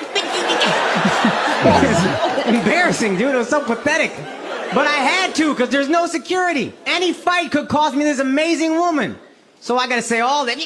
I can't sleep when you're mad at me. That's why being married is the best, bruh. Now that's my wife. Now, if she storms out of our apartment, I'm just like, bitch, where you really going? I'm supposed to be scared? Oh no, what will I do with this time to myself? Cut that shit out, girl. Go ahead and take your little walk. But for real, be back by 7. There's a new Shark Tank coming on. That's so accurate, though. You think it's accurate? Go ahead. I think that's accurate. I think, like, for both parties, too, because I've always been, like, a long relationship kind of girly, you know, and I get that of, like, being like, oh, you're going to go out? Thank God. Like, I get to, like, sit on the couch and, like, just get a bunch of snacks, more sweet. Yeah, like, crochet. Watch all those shows you don't want to watch with me because, like, they're not, like, your kind of show. Like, I love that. Yeah. Go ahead. Go out. I agree. No, God, don't look at me. So the difference between these two, I mean, Akash is kind of okay, but he's kind of like, he's right and he's kind of wrong. But the thing is that when you're single and you get in a fight, you're in a state of deficit. You're not well, this guy in particular, I know Akash. He's in a state of scarcity. So we're like, oh, I'll never get a girl like this perfect girl anymore. And then when you get into marriage and you're kind of like required by law to like live with each other, unless you want to go through the process of filing papers.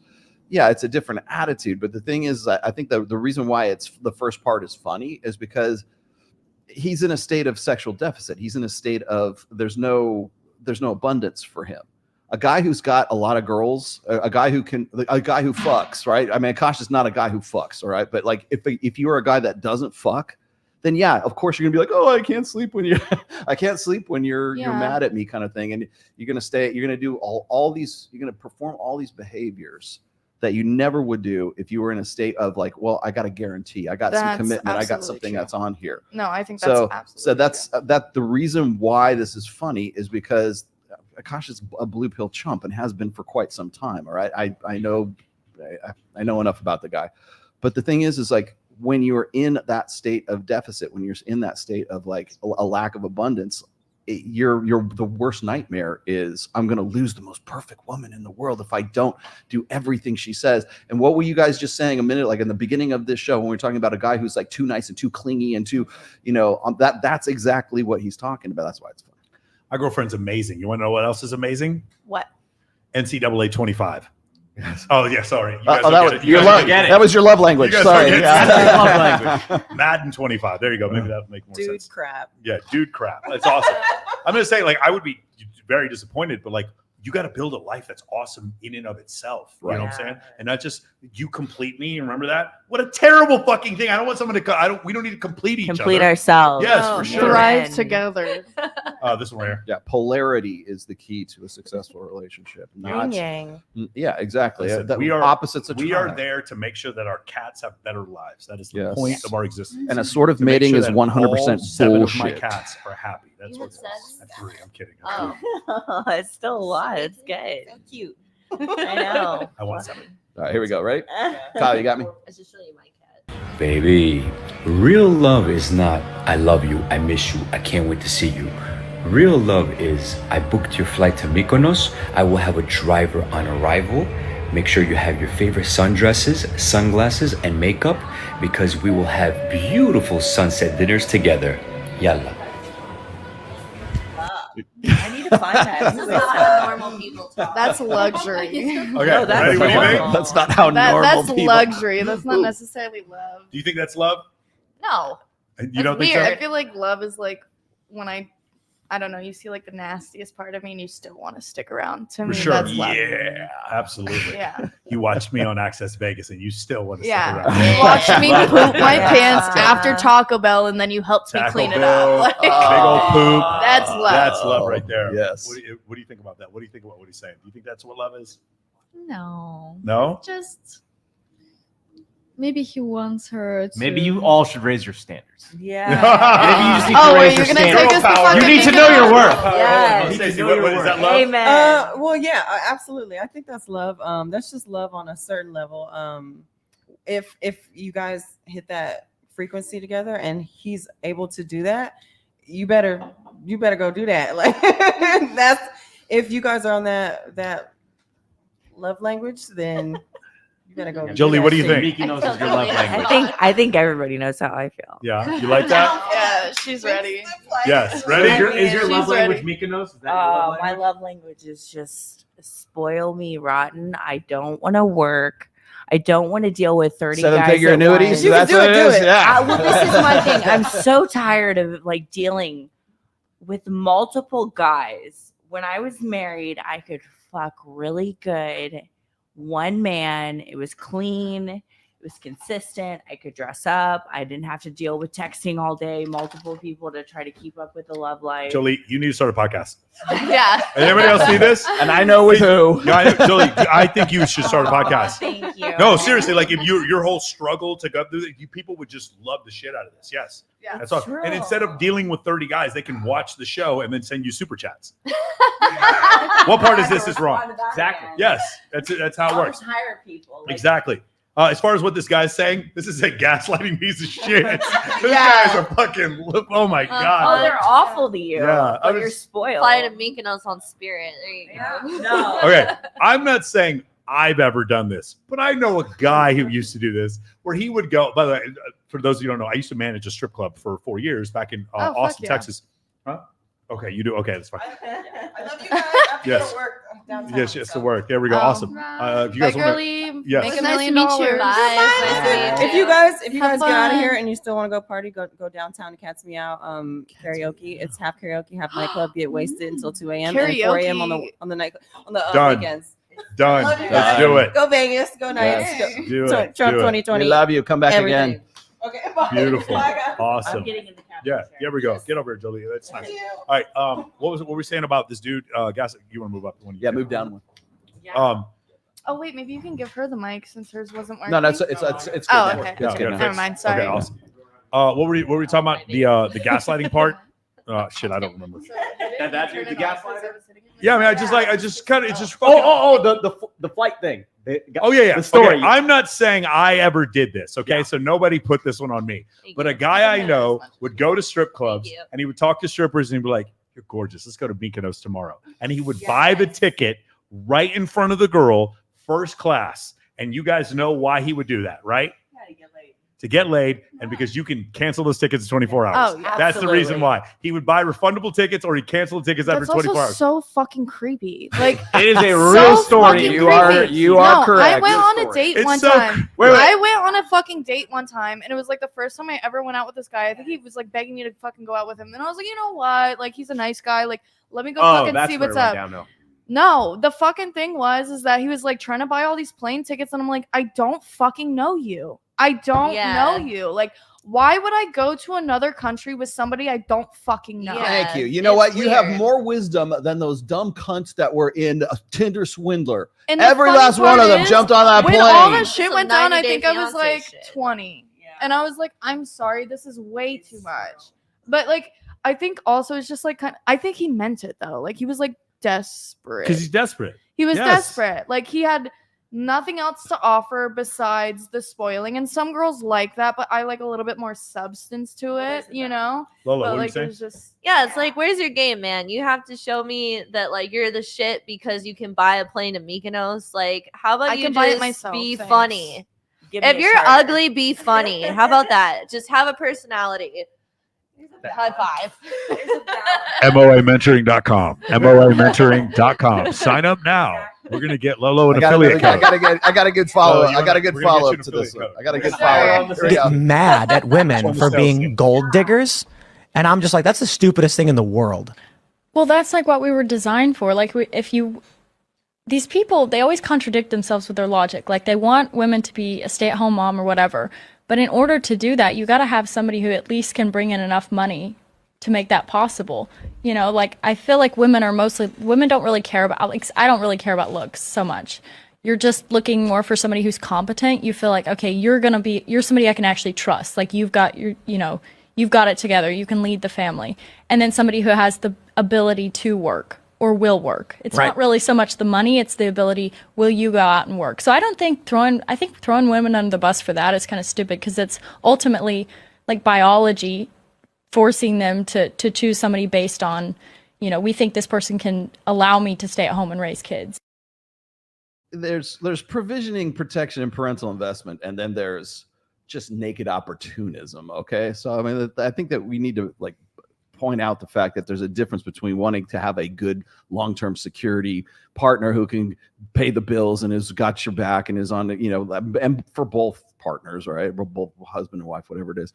But the thing is like when we're talking about the one thing I really hate is we don't make the distinction between say a woman who's a gold digger and a woman who's just simply watching out for, she's just being prudent. Standards. Right? There you Yeah, go. she's just being, and I can understand that. I can understand the frustration that some people, like even Tim Pool, simply doesn't know this. He's straw manning a red pill argument that, oh, all these guys want women who aren't gold diggers, but that's just we think that it's one or the other. It's a binary extreme. There's only gold diggers and there's only doormats, easy chicks. Go ahead.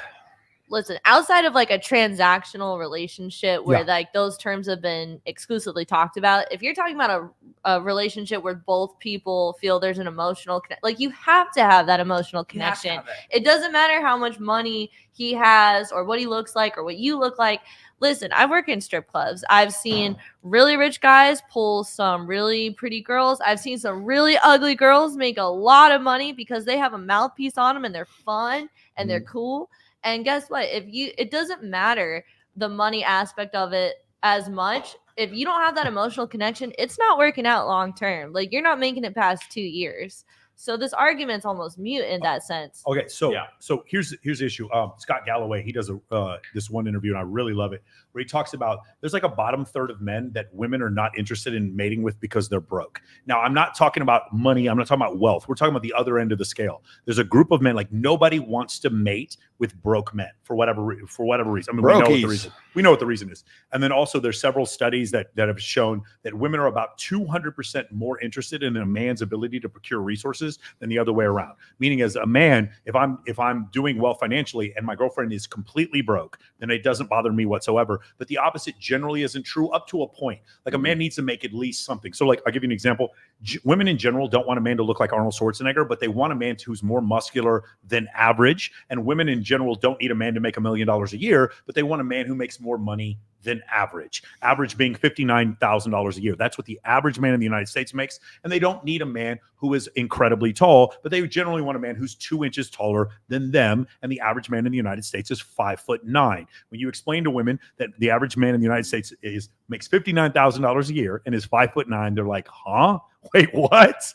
What? That doesn't sound reasonable, but that is generally what goes on. And there's a large group of men that nobody wants to date, a large group of men that nobody wants to be with. And so I think that's more towards the part of what they're talking about. If I had a daughter, if you want to fix it, you want to win this argument very easily, all you have to do is ask not somebody about themselves, but ask about their children. If I had a daughter, so you ask women, if you had a son, would you want your son dating a guy with a 900 body count? And you ask if you're a man and you have a daughter, would you want your daughter dating a man who's completely broke? And you'll get the correct answer if you ask about your offspring in those type of situations. Oh, for sure. I've definitely used that line on people before. If they're being fucking weird. I don't want to go into specifics, but I don't know, if I've just ever been around shitty people, I'm if you did this to blah blah blah, how would you feel? And normally their tune definitely changes. Yeah. Pathetic. Yeah, puts it into perspective for them, I'm gonna throw a monkey wrench into all this too, because I'm gonna play devil's advocate here, because I understand that up to a point, money is very important, like resources, provisioning, protection, all that good stuff, all the beta buck side of the hypergamy equation, very important for long-term boyfriend girlfriend commitment kind of thing. But that's not to say that women won't fuck a guy who's broke. A guy who looks good and is in no way gonna they would for a one night stand, for a same night lay, for a short term sexual. Because I will tell you right now, when I was in my 20s, man, that was most. I had shit. I had a pickup truck. I had my amps, and I had like 2 nickels to rub together. Got more pussy than I had that at any other time in my life because I didn't have to worry about whether or not my apartment was nice enough, and I didn't go to fucking Bed Bath and Beyond to make the sheets match with the fucking curtains and shit like that. None of that mattered. But the thing is I wasn't having relationships with those women. Yeah, I wasn't having. There wasn't going to be a long term thing. I was just. I was a character that they wanted at that time, and they wanted to have a good sexual experience. It's just fun. And then there was no long-term relationship. It was just that short-term sex. Yeah. I feel like you could apply that discrepancy to, would you date girls that are ugly versus sleep with them? Oh yeah. There's a difference between like who you would fuck and then like who you want to fuck. Those are like two completely There's a different study again. It's I joke with it's the beer goggle study that goes over men and women when long-term and short-term situations, and we basically talk about the closing at the end of the night. Closing time argument, and basically they asked women if you had a short-term encounter with a man, the women actually say, I want a guy who's actually taller than my partner. I want a guy who's better looking than my partner. Their standards for intelligence actually stays the same in short-term versus long-term. With men, in long-term, men wanted an attractive woman who's very empathetic and very sweet. In short term, men were like embarrassingly low. They didn't care if a woman had any intelligence whatsoever. She could be far, far less attractive because in short term, like once you get closer and closer to closing time, men's standards would just start to plummet. Women's standards would actually go up. Let's just say it's not the best you can do, it's the best you can do that night. Hey. It's not Mrs. Right. It's Mrs. Right now. Yeah. Well, I mean, there's probably guys who are watching this show, right? Maybe even women who like see guys with like this guy who's just a fucking loser, and he's with this really hot piece of ass, right? And you go, what the fuck does she see in this guy, right? I'm sitting right here, bro. Yeah, I'm sorry, man. I'm just right here. I don't talk. Why are you saying this in front of them too? Yeah, exactly. But why would she go out with this guy, right? Well, there's got to be some mediating factor. Now, the guy's broke, but she still keeps coming back to him, probably because he's laying down the good dick. Have you ever heard the saying of like scrubs give the best dick because they have nothing else to offer? Dude, Amanda Nicole came on my like you need rent. Amanda Nicole came on my show one time. She goes, ladies, don't get digmatized. It's like the more felon and broke they are, the more they fuck you like your rent depends on Oh God, they'll eat your fucking pussy for hours. But a man who's like got shit to do, he's like, you got 20 minutes, girl. Get it. Fucking come or I'm out. They're like, I have no place to sleep. And I'm gonna say I have no place to sleep. I'm gonna go down with this girl for hours. Nobody click that. Nobody click that. Nobody click that. Thank you. I have nothing to do today. The least I could do is eat your fucking pussy. That's amazing. That's so funny. All right. I'm got this one? I'm picking it up. Hang on a second. Where did I put that? Also, side note, I got it. Here we the go. Scott guy in the comments is pretty funny. He says his mattress has been on the floor for the past 11 years, and he's a carpenter that could build a bed frame. That's what he just doesn't. Yeah, I've been there I before. just wanted to point that out. That was when I was managing the strip club, I slept on if the mattress was on the floor. I don't care. What did I give a shit? It didn't matter to me. Go ahead. Kyle, here we go. The only reason why I came here was to see some motherfucking wiener, some pee-pee. Who the fuck has a penis right now? Like everybody whip it out. Any wiener is good wiener. Any wiener is good wiener unless it's crooked. Unless it's crooked. Wiener is wiener. Men are like, you know what? I love coochie, and they'll fuck anybody. So why the fuck is it not pee-pee? It's a sister of Haktua girl. She needs to go to the puppetry of the penis show. The guy She in the needs back to go to was the plotting. puppetry Did of the y'all see penis that? show Yeah? at the erotic museum. Yeah, they show penis on stage, like a lot of it. What show is that? The It's right- puppetry of the penis at the erotic I have to museum. drive by every time I'm going to Sapphire. I see it. It's right by Sapphire. It's like the battle you have to go through to get to Sapphire. They got like a whole like strip of fun stuff over there. It's like strip club, tattoo shop, sex store. Isn't it funny? Strip club. I haven't. Those been must have since, been the like, most terrifying strip clubs you'll probably ever walk into in your entire life, dude. Oh my god! I went to Las audition chicas at that like bonitas. small one that's like right in that little area, and it didn't look right. Oh man, it's crazy. You can just catch the vibe when you go in there. I don't know. That's the. I've been dragged into those sex stores more than a few times. I like the sex stores. I will say, like, Vegas sex stores are more expensive than Florida ones. Yeah, so is shooting guns here. So is ATVs. Oh my god, all no! of it. I wanted to driving really tanks. do that, and they don't like what you pay for. You barely get like any ammunition. So you need to hit up one of the gun places here and say, do you do industry stuff? So for locals, because if we go shooting in Texas or Georgia, it's ridiculous. It's like $15, and they'll send us out to some hill, and we'll fire like 1,000 rounds at the fucking hill, and it's like fucking 5 cents a bullet. Here it's ridiculous. It's $400, and you're paying for 20 minutes of ammunition. It's insane here. It's how much they charge people to shoot. Have you done the drive a tank thing? No. My buddy owns a tank. I just call it Putin, and I'll just go over to his place. Anyway, I want to drive a tank. If the guy who has the tank experience, if you need a sponsor, Access Vegas. It's Battlefield 702. They'll let you drive a tank. Okay. Yeah. Go ahead. Battlefield 702. Yep. I think they give you a burger too at the end. Yeah. Kyle, here we go.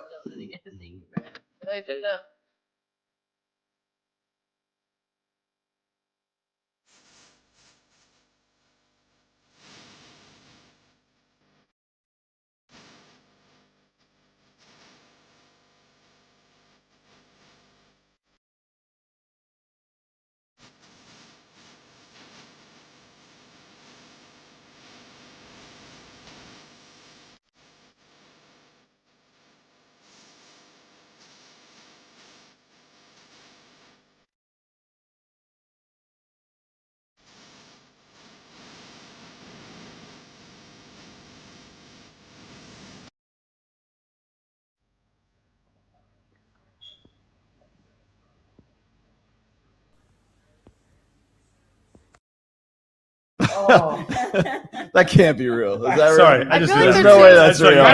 There's no way that's real. Sorry, How old were those kids? Like 14? They look like they're still in high school. They're on Teen Mom. Yeah, that was pretty funny. Yeah, I like the funny ones like that. I always try to pull them into the show. I got a couple of those. Here we go.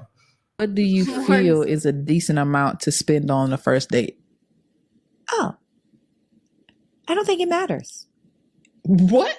You don't think it matters? No. The internet is going to come for you heavily for this. I think these girls that feel like the date that they take you on defines the man that they chose, they're full of crap.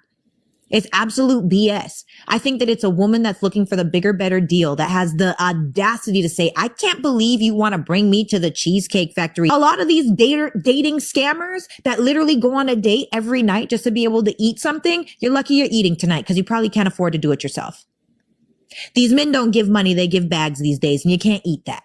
So be grateful that you got some food, and be grateful that a man put in enough effort to take you somewhere. And that's the problem. I personally feel like that's the problem with today's day and age. Like, a lot of men are becoming lazy in dating. They're becoming lazy in the pursuit because there's no appreciation for what they do. And now women have these super high entitlement level thoughts that they deserve to be brought to freaking Bora Bora on their first date. And it's like, who are you to even ask for that? What value have you brought to that man? It's audacity. It's the audacity for me. Audacity for me. And on top of that, you should want to be friends with the person that you're choosing anyway. If I don't like you, I'm not going on a trip with you. I'm sorry, but Instagram photos on, no. Homegirl, be grateful that man put in some effort. And you know what? The more appreciation that you choose, the better treatment you'll get. Bar. That's what I think. Bar. I don't think the amount of money matters. I think that just do something that you like. If that man likes you, you like to go. Take me salsa dancing. It's free on Wednesday nights before 10 o'clock. And then it's $10 to get in. And I would love that. Buy me a bottle of water because it does get hot and I do sweat. Or let's go for a walk in the park. Or let's sit in a car and eat ice cream and talk about aliens. Like whatever it may be. But that's because are you out here just trying to go on nice dates? Or are you out here trying to get to know a person for partnership in life? I wish I could just microphone drop. I'm serious. You went off. I'm just over here. I'm just frustrated. I know you saw how I was looking at you. I was just like, she's just going off. I'm frustrated because women are ruining good men by acting like they deserve more than they do. Damn. A lot of these women out here really don't have nothing coming. Damn. How do you? Okay. Well, Jesus Christ. At least that was a straight answer. Right. We didn't answer on that one. I love that. You know the best restaurant in the whole city? It's probably right next to the Rhino. It's called Rollin' Smoke Barbecue. Hell yeah! And I love that. Man, that place is awesome. Shout out Arkansas Barbecue. Free endorsement from the show anytime. Anytime you guys want. Yeah, they actually. We do the most business meetings at that place than any other Do place. they have pulled pork and mac and cheese? Okay, what do you think about this so Yes. far? Does the first date? How much is it on the first date? Does it matter? I think it really depends on the woman. Like for her specifically, she wants something that's a little bit more intentional. Like for me, I like more thoughtfulness. Could you go on a date with a guy and think this is too much? First date. First date. Yeah. As long as he's not creepy. Okay. Like if he's creepy about it, then yeah, that's like too much. But I don't know. Like also like this whole thing of like, oh well, he needs to spend a lot of money. What if the dude's a fucking club owner and he puts you backstage? He didn't spend a single fucking dollar to do that, but it's impressive. You know what I mean? And he's definitely gonna For have me, sex. Yeah, 100% yeah, he's for gonna have sure. sex. According to the Don't believe stats. me? He does. But, like- Especially if the girl is a Some manager, hold on. Some manager We're at going the- to Zook after this. Some manager at the Hippo, he comes in, he goes, he puts her up in VIP, and she's like, "Oh wow, he got me in VIP at the Hippo. Look, he got me. Yeah. That works on tours. He got me a for comp sure. bottle at the It Hippo." literally is like nothing to him. You know what I Yeah, mean? for sure. For me, I prefer like thoughtfulness. Like, okay, say like one time I mentioned that I say I liked cows Yeah. or something. I'm like, I really fucking love cows. Mhm. And like the first date he takes me on is to go fucking pet cows. I would like that. You know what I mean? For me, I think it just depends woman to woman. That's my personal Have you guys ever preference. had the butter cake at Mastro's? No. I've Oh, never been to it's Nashville. so good. It's so good that if my date got the fuck up and walked out during the date, I say. wouldn't give a shit. Yeah. The Mastro's butter cake is so good. Kyle knows. Dude, Kyle knows. imagine Krispy Kreme donuts in a fucking cake, bro. It's so good that I was like, oh yeah, just get the fuck out. I don't care anymore. Like it's so. Oh, anyway, I think that's what you should do as a guy. Is you should go on a date that's so fun that if she got up and left, you wouldn't even care. I think you should go to fucking Omega Mart over at Area Yes. 15 Omega Mart and get is lost. great. And if Yes. she's boring, lose her ass up on the third floor by Yeah. the aliens. Dude, That's that- what you should do. That is a 4-hour For sure. good time. I was gonna say just drop a ton of acid, and then if she can't handle it, she's not She the can't. one, bro. She's not the one, bro. No. She's not the. Take her to a dubstep concert and then just get I'm in the a- I'm mosh a- pit and then lose her. And then all I do is listen to dubstep. Oh, September 1st, you're coming with us on stage at XS Night Swim for Skrillex. It's his first time back at Oh, XS. fuck yeah. And Definitely tell all your down. friends, okay? Well, I told them I'm bringing the whole fucking city. I'm the biggest fan of Skrillex in the whole city, and I'm bringing everybody there. If you want to come to, Yeah. it's Night Swim, Sunday night. Skrillex hasn't played here but like twice in the last year. You can come if you I'm want to. friends with a bunch of ravers, Huh? so if you want me to bring them, I do want rave. I Yeah. will for sure. Okay, they're Well, girls. ravers. I can only bring girls on stage. Oh, Sorry, okay, I can only bring gotcha. girls. I can only bring girls on stage. Yeah, You said September 1st? September 1st. I have to like make Huh? a note No. of that. Get it now. Like, listen, as long as you listen to dubstep, I really don't care. But like, yeah, that's. I've already talked to the management over there. So if you guys are interested in that, Sunday, September 1st, bring all the girls you want, and we'll go on stage yeah. for Skrillex. Anyway, Milana, Mhm. if you meet a new girl, how much do you want her to spend on you on the first date? Oh, it's so different with the girls. Yeah. I mean, How does it work? I'm curious. it depends. Mhm. Sometimes I would like to take her for a date. Sometimes she will take me for a date. So we just Cheesecake Factory's okay. sure. Have any of you seen that Cheesecake Factory, that video? This was So while back. a guy takes a girl Yeah. to Cheesecake Factory. It's like, Yeah. what do you think taking me to the Cheesecake Factory? Yeah, all of a she sudden? got- First of I all, love Cheesecake Factory is Cheesecake good. Factory. Great. Bro, Cheesecake Factory. And you want to know what else is great about Cheesecake Factory? Is like we have options. You know what else is a great place? In Houston, they have this place called House of Pies, and it's like 75 different pies and cakes that you can eat. It is so good that like I almost wish you'd get the fuck up and bring the key lime to me so I can have it by myself. There's been like nice restaurants that I've been to where you're supposed to be like fancy or whatever, and you're supposed to get like the meals. I will literally go and just get dessert. Yeah. Like, give me 3 different Do fucking do desserts. do you know what I want I'm to do? set on Do you know that. what I want to do? I want to take everyone from Access Vegas and we go to fucking blackout dining. Have you guys done that? Oh, it's in the complete dark. It's total and complete blackness. Hey, they're And saying the I'm Cheesecake showing up in sweatpants. They're saying the Cheesecake Factory video is a Sweatpants, hoax. sweatshirt. Yeah. No, listen, dude, you go to blackout dining. No, that's not why it's great. It's great because you stand up, you walk around your date and scare the fuck out of her. And it's so funny. You're like, ah! And she just like, everybody starts screaming. And the other thing, it's all vegan. The food is all vegan. Which by the way, no, you have to, dude. It's pitch black. You don't know what it's going to take. Like it's they do it just to be safe. Do you can like pick what you eat? No, it's like it's a pretty standard thing, but it's like it's really good. Yeah. It's very filling though because it's vegan. But the other part I like to do is when I'm in there and be like, man, this pepperoni pizza is great, and the people the next table are like, what the fuck's wrong? What? You got pepperoni pizza? Dick? What the fuck? I love blackout dining. Blackout dining is so great. It's right across the street from Rio, right directly across the street from Rio. I'm already a messy eater. Oh, it's pretty messy. Yeah. Well, they're saying that the Cheesecake Factory video was a hoax, but I'll tell you what wasn't a hoax was all the shit and the fallout that came after that. Yeah. Which was like the lists of places you're not allowed to take this girl. You can't take her to Chili's. You can't take her to Applebee's. You can't take her to Cheesecake Factory. You can't take her. List? Like there's a girl who made a list around TikTok. Like essentially, you can't go anywhere with her. Basically, there's no place on planet Earth you could possibly. I want to recreate that video, the Cheesecake Factory video, but it's the reverse. Funny thing, I applied for Cheesecake Factory. This was like before I was doing sex work. Did not get hired. Me and my best friend applied together. She got hired. I did not. Do you understand what you missed out on Cheesecake Factory? Yeah, badly you could have had this by not having Jessica fucking Green. You're kidding me? A diamond. I mean, I don't think it matters how much money someone spends on a first date. If there's no connection and it's not fun, then what's even the point, man? Like, yeah, I want to have fun on a first date. Like, don't complain about how long I took to get ready. I need to be down to like fucking dirty bar hop. Like, let's go to all the fucking dive bars. I just want to enjoy my life just right now. And guess what? It's gonna be fun. I'm still intelligent. The best date I've been on to this date. Talking to the mic. Oh, is like the most intelligent. Like somebody intelligent that reads. I'm like, oh, you're a reader. What's that term called? Can you give me some like? You like intelligence? We'll talk after this. I want some books. I'll give you one before you leave. I like a lot of self-help, which is like you should read The Rational Male by Rollo Tomassi. Yes, okay. you should. Okay. Yeah, #1 bestseller on planet Earth. Yeah.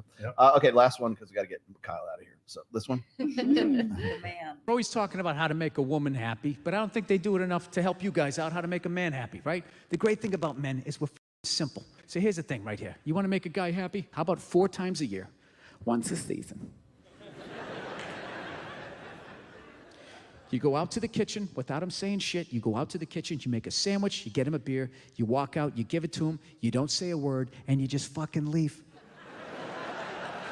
You do that, you'll keep him happy. That's all it takes. Now, I know right out of the gate, this is coming off sexist, right? It's because I'm saying go out in the kitchen, make your man a sandwich. I'm not saying women belong in the kitchen, barefoot and pregnant, rubbing my balls. I'm not saying that.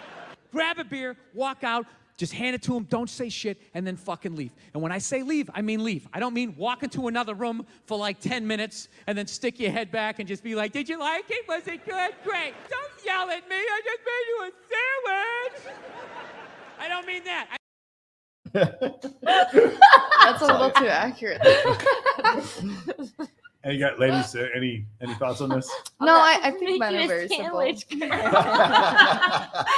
I do think men are very simple, for sure. Thank you. Agreed. No, that's like entirely accurate. I think what made me laugh about it though was the pop the head in. Was it good? Yeah. No, leave. I do that. No, I do that. Like anytime I make anybody a meal, I'm like watching them. I'm like, why is he putting salt on it? Where's the ketchup? You're like, what the fuck do you need pepper for? Did I? You know what I mean? Like, but that's pretty accurate. No, I think men just want to be like left alone for the fucking most part. Like honestly, like they want to be loved. They want to be loved, and then they want to be left alone. They don't want drama. They just want to chill.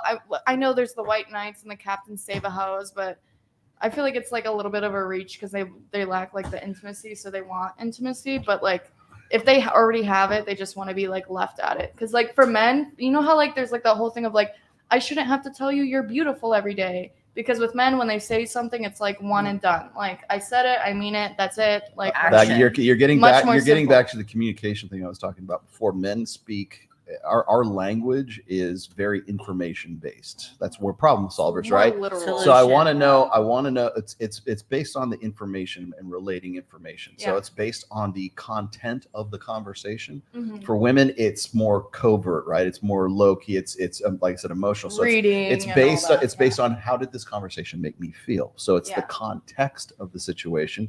For men, it's the content of the conversation that happened. So that's why men seem very stupid and blunt and caveman and very simple, because they don't get together and let's go to Starbucks and catch up and la la la la la la la. Women really enjoy the act of conversation.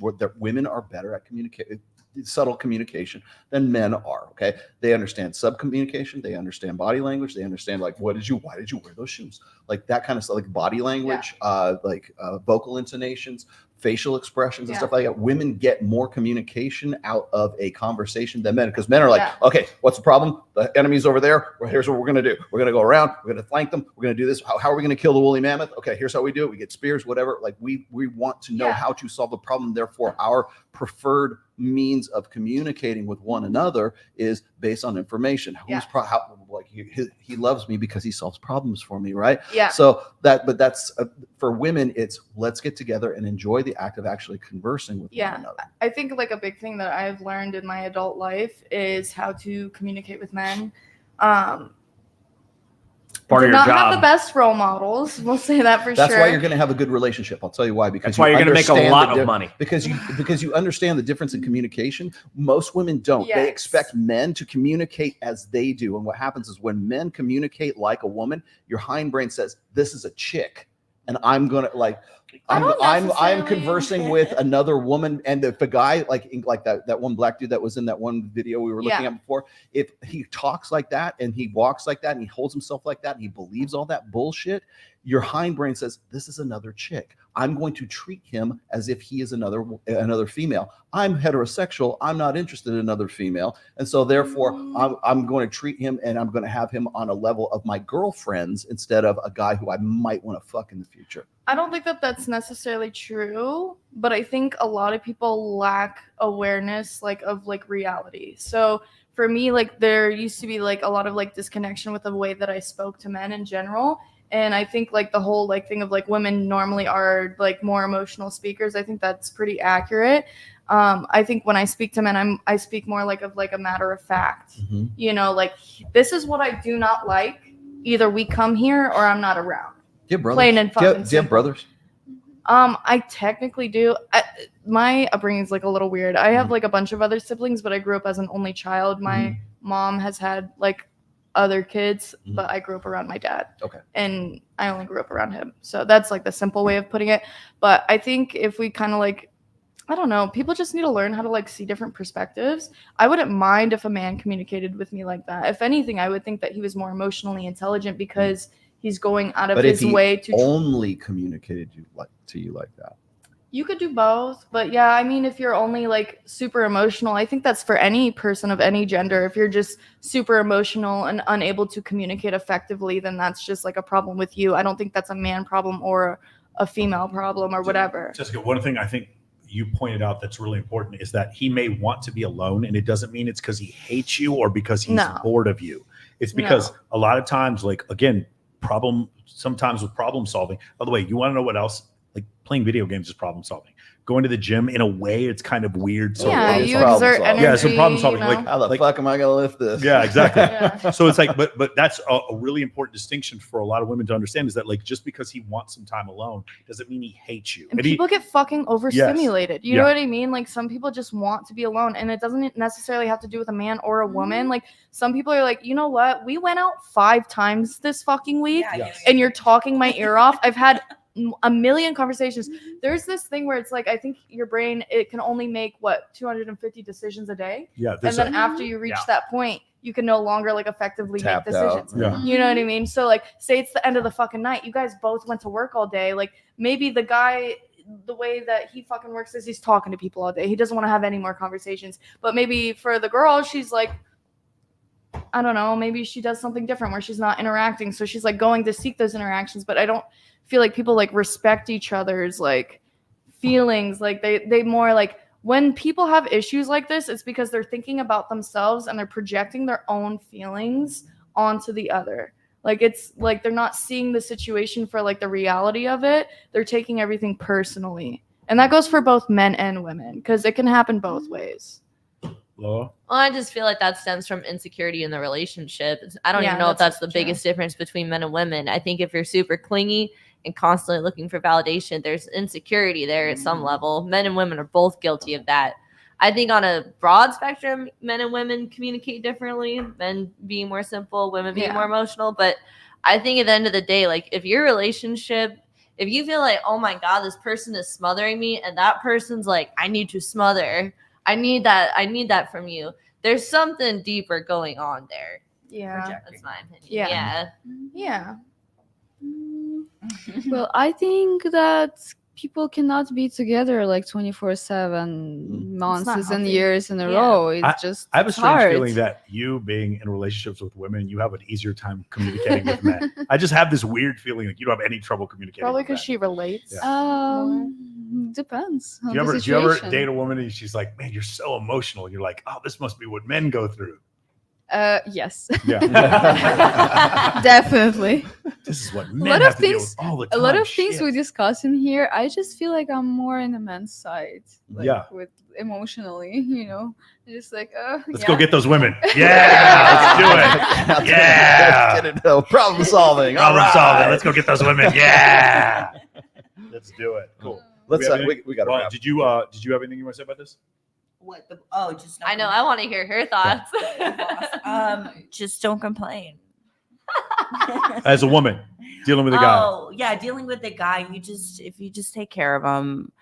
I used to give my husband like really, really long massages every night. But see, I'm getting benefit because you're getting the oxytocin release. Then you get all the lotions and oils, anything you want. So technically you're doing spa night every night. So I feel like if you just like feed the ego, take care of them, know that you want money, spoil me, please. Yeah. And then be appreciative of everything. Always be grateful. Oh yeah, always. Like I would never. So I'm not like, don't take me to like Olive Garden or whatever. Yeah. But I would prefer not to. But like Cheesecake Factory's above Olive Garden. yeah, Olive Garden's okay. yeah. Like, I was she's- thinking. I love Well, Olive that's like I was Garden. referring as the same. But yeah, you're probably right there. Definitely. Okay, so I've never complained about anything as far as like restaurants. Just give me a good personality. Yeah, Good I love that communication. too. See what your intent is, because I know a lot of. The dates I've been on out here, guys are like, I don't want to spend a bunch of money, and then you just use me for food, and then like They say that to you? yes, they're awful. Wait, they say that to you. Have you guys ever had anyone say this to you? Ever like complain about a To first my date? face? Yeah. Say that I was using them Yeah. for food? No. No, You've had- not in my face. No, Oh. no. Like text, like they're like, I don't want to go on a fancy meal the first date because I'm like, you be the lead because I'm not going to settle. You be the lead because I'd rather be by myself. Yeah, I I'm love like, that you I know love what you myself want, though. a You know lot. exactly what you want, but the thing of the matter is that you are willing to reciprocate what they Yeah. want as well. So And I'm it's like bringing an great even energy. when I was back and single, I would say, if Got you over don't like Jess. the apple crumble at fucking SDK and my cats, you're a sociopath and stay the fuck away from Yeah, me. I don't want your Dude, energy. the desserts at okay. If you guys notice, I'm a dessert guy. Oh my god. Oh, how about those donuts at Herbs and Rye? Have you guys had the donuts? I make the best cake in Oh, the they have world. these donut holes. They're so You gotta take us on a food tour. You gotta take us on a little food tour. 3 We'll have a o'clock in the date. morning. We'll just go out, get a bunch of desserts. Like again, when I go on dates, I go to a place where I would just like, if you left, I would like, oh, brisket and links. What am I going to do with myself? Oh no, what a terrible situation. I'm going to listen to this audiobook that's going to make me $1 million. Yeah. Oh, it sucks you left. Yeah. That's terrible. Yeah. Anyway, anything I else? have one super chat, one single super chat from Rumble. Thank you. By the way, 2,500 people watching us on Rumble. Yes, That's incredible. from here, I was going to say, Oh, and I forgot, dude. We were going to go on Twitter today. We didn't do that. We'll do that next no, time. we are on Twitter. I'm Oh, on my, Twitter? yeah, on Okay, I my, wanted on to go my on my Twitter. Twitter. Yeah, Yeah. next time. So, anyways, we are on Twitter. I was going to say is if you are wanting to super chat on this show, the only place you can do it right now is Rumble. It got demonetized on our Access Vegas channel, your channel, everything, basically all our channels except for Rumble. So I got one here. This is from King Playboy. He says, "Why are women covert with betas and overt with alphas?" I can tell you, but you guys go. I mean, I would guess it's to not hurt their feelings, like they said before. It's like the concept of not hurting people's feelings directly, and be like you said before. You know, a hot guy walks by, is like, "Hey, baby, I bet that guy would fuck the shit out of me." Nobody clip this. Oh my god, he's so hot. Look at that. Look at that security guard. He's so big and strong. You got ladies just don't do that as much. You know? We also like filter ourselves like out of like social dynamic and also like out of safety. So like I don't know, I feel like women are safety is that is really good point. Yeah. Women are like more I feel like aware. Like when a guy is like fucking drunk on Fremont, he doesn't give a shit about anything. You know what I mean? But me drunk on Fremont, I'm looking for a bestie. I'm like, somebody walk me to my, you know what I mean? Like you don't I feel like that's a whole different topic, but yeah, like I feel like we care more about safety and social dynamics than men typically do, and I feel like that's why we more tiptoe around things. Okay, I'm going to tell you what I think here. So Yes, the reason why please. women are covert with betas and overt with alphas is because alphas represent a high value opportunity, and so they cannot risk missing out on that opportunity. Oh, so you're saying like they're more careful? Well, no, they're more overt. They want to make sure that there's no miscommunication whatsoever. I want to fuck you. That's basically what it comes down. Gotcha. They're much more in Okay. your, because women have a time frame from 18 to 28 years old, or just more normally speaking, that 10-year time frame, where it's like, once they get to a certain point, then sexual market value begins to decay. If they see a guy who's more alpha during that time, they cannot afford not to get with that guy. Whereas a beta, they can afford to take their time with that guy because they're like, maybe something better will come along. The other thing is, like, as I was saying before, is when women communicate in their language, in covert language, it's usually because the beta male guy is seen as a hindbrain, is seen as being more female, being more in his feminine energy, whatever you want to call it. And so therefore, I've said this before, is women have boyfriends and girlfriends. If you're not fucking her, you're her girlfriend. And the reason why that, and I know it's funny, but the reason why I say that is because women's brain cannot distinguish or cannot make the distinction between a guy who's communicating like a female and their other girlfriends. Because when you're communicating with your same-sex friends or lovers, women are speaking female language with one another. If a guy comes in, he starts saying, "Oh, I learned your language. I'm going to speak your language," and everything. Now your hindbrain says, "This is another chick. She's one of my besties now." And so therefore, when that guy tries to make the jump from being the friend to being the lover, it's like, "Oh my gosh, I thought you were a nice guy. I didn't know you were like this. You were trying to trick me the whole time because you were trying to get in there and like make me, endear yourself to me." And so therefore they feel betrayed because they think that this is a girlfriend.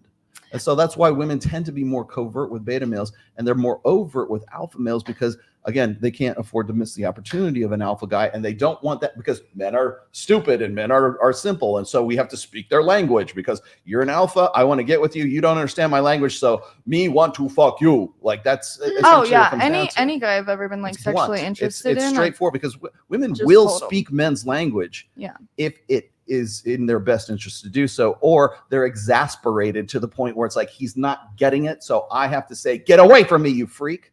Yeah. Like that, because they want to make sure they're speaking male language. They want you to know, I don't want you near me, and I don't want there to be any possibility of you not understanding what I'm about to say to you. That's why they want to get you away. Yeah, you have to be very direct. Or it's you're hot and I really want to. Are you DTF? Yes, Yeah. I am. Okay, let's go.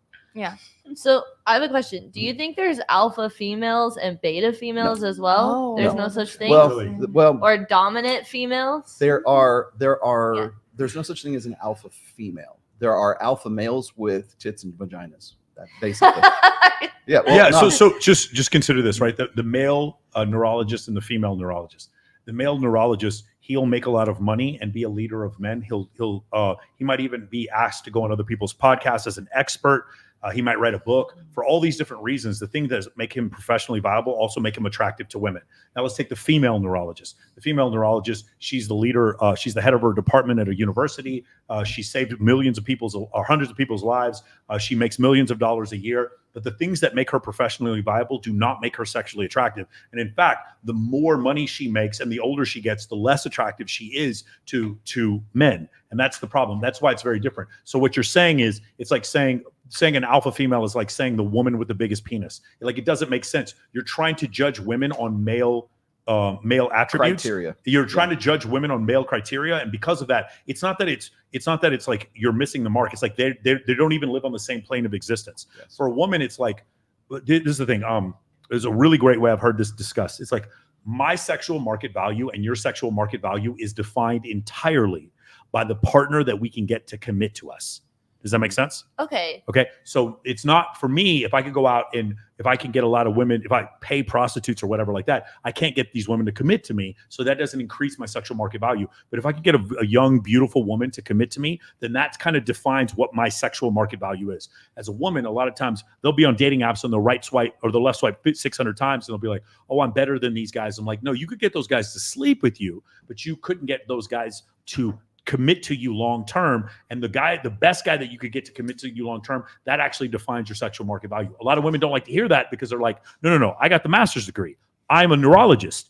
I'm a bad bitch. I have all these accomplishments. I've done a bunch of real estate. I've made a bunch of money. Look at this car that I have. And they're like saying these things, but it's like, no, those things do not make the opposite sex man want to commit to you. And so that's where the difference comes. I was more thinking of it in terms of like communication style, because working in a strip club, you come across like all different types of women, right? And I've come across women that are super aggressive, very authoritative, very assertive. And the way that I would talk to them versus the way I would talk to maybe girls that are a little quieter and laid back, I kind of just liken it to like men of those same attributes. Interesting. I mean, maybe type A personality and females or whatever, but it's like, I think when we talk about an alpha male, we're talking about a man who is pursued by more women of the opposite sex, and an alpha female is not pursued by more men because she's alpha. It's quite the opposite. Like Cardi B could be physically attractive, but most men don't want to be with her because she keeps talking about using men. That doesn't make us, like when I listen to Cardi B talk about drugging when she was a stripper and she would drug men and rob them, that doesn't make me more attracted to her. Does that make sense? Yeah. Her having several, when I see another woman who would be also physically attractive and that woman doesn't have all this baggage with her, she could actually be more attractive to Cardi B and sell fewer records. Does that make sense? For men, it's not the same way. It's not. Okay. You have two guys to choose from, and one of them is just more accomplished, more charismatic, and funnier, but they look the same. You guys are not going to choose the other. You're going to these things that make him more alpha, you find more attractive. Things that make women more alpha, we don't find more attractive. Yes. And women not only don't understand this, they find this offensive. And that's the issue. And by the way, that's why I'm demonetized, is because I expressed what I just said right there. Yeah. We gotta wrap. Let's okay. Going on. What do you think about the show? You've been with us several times before. Yes. Jessica, did you have a good time? It's always a good conversation. I like it. I like the fact that it's more of a conversation. And, like, I feel like other red pill shows, they just kind of like bring girls on to try to like humiliate or get like weird answers out of them and like exploit them for like maybe saying whatever to make themselves look good. But I feel like this is more like of a discussion, and I think that's the main reason why I came back, is just because I like that aspect. It's not like an argument, it's a conversation. Right. Your first time joining us, what do you think so far? Was this your very first podcast ever you've ever been on? No, but the two I've been on before are very small. So plus I was thinking about starting my own with my friend. All about strip clubs. Do it. Yeah. Can I come on? Look at do it. I worked at 4 different strip clubs. Yeah, absolutely. Yeah. No, this is super fun. I love talking. We'll see what the fallout. I win. Next month, come back on. We'd love to have you back on. Absolutely. Milana? Always appreciate you guys for having me, and I always enjoy my time here. Yeah. Thank you so much. Shout out to the L in LBGT. Yeah. Shout out to the L. Yeah, that's right. What do you think so far, Jolie? It's your first time coming on? I love it. Yeah? Yeah. Good. We're glad to have you on. We'd love to have. She can represent the trophy wife segment. She's such an interesting character. Shout out to narcissism. Yes. Shout out to narcissism. Incredibly.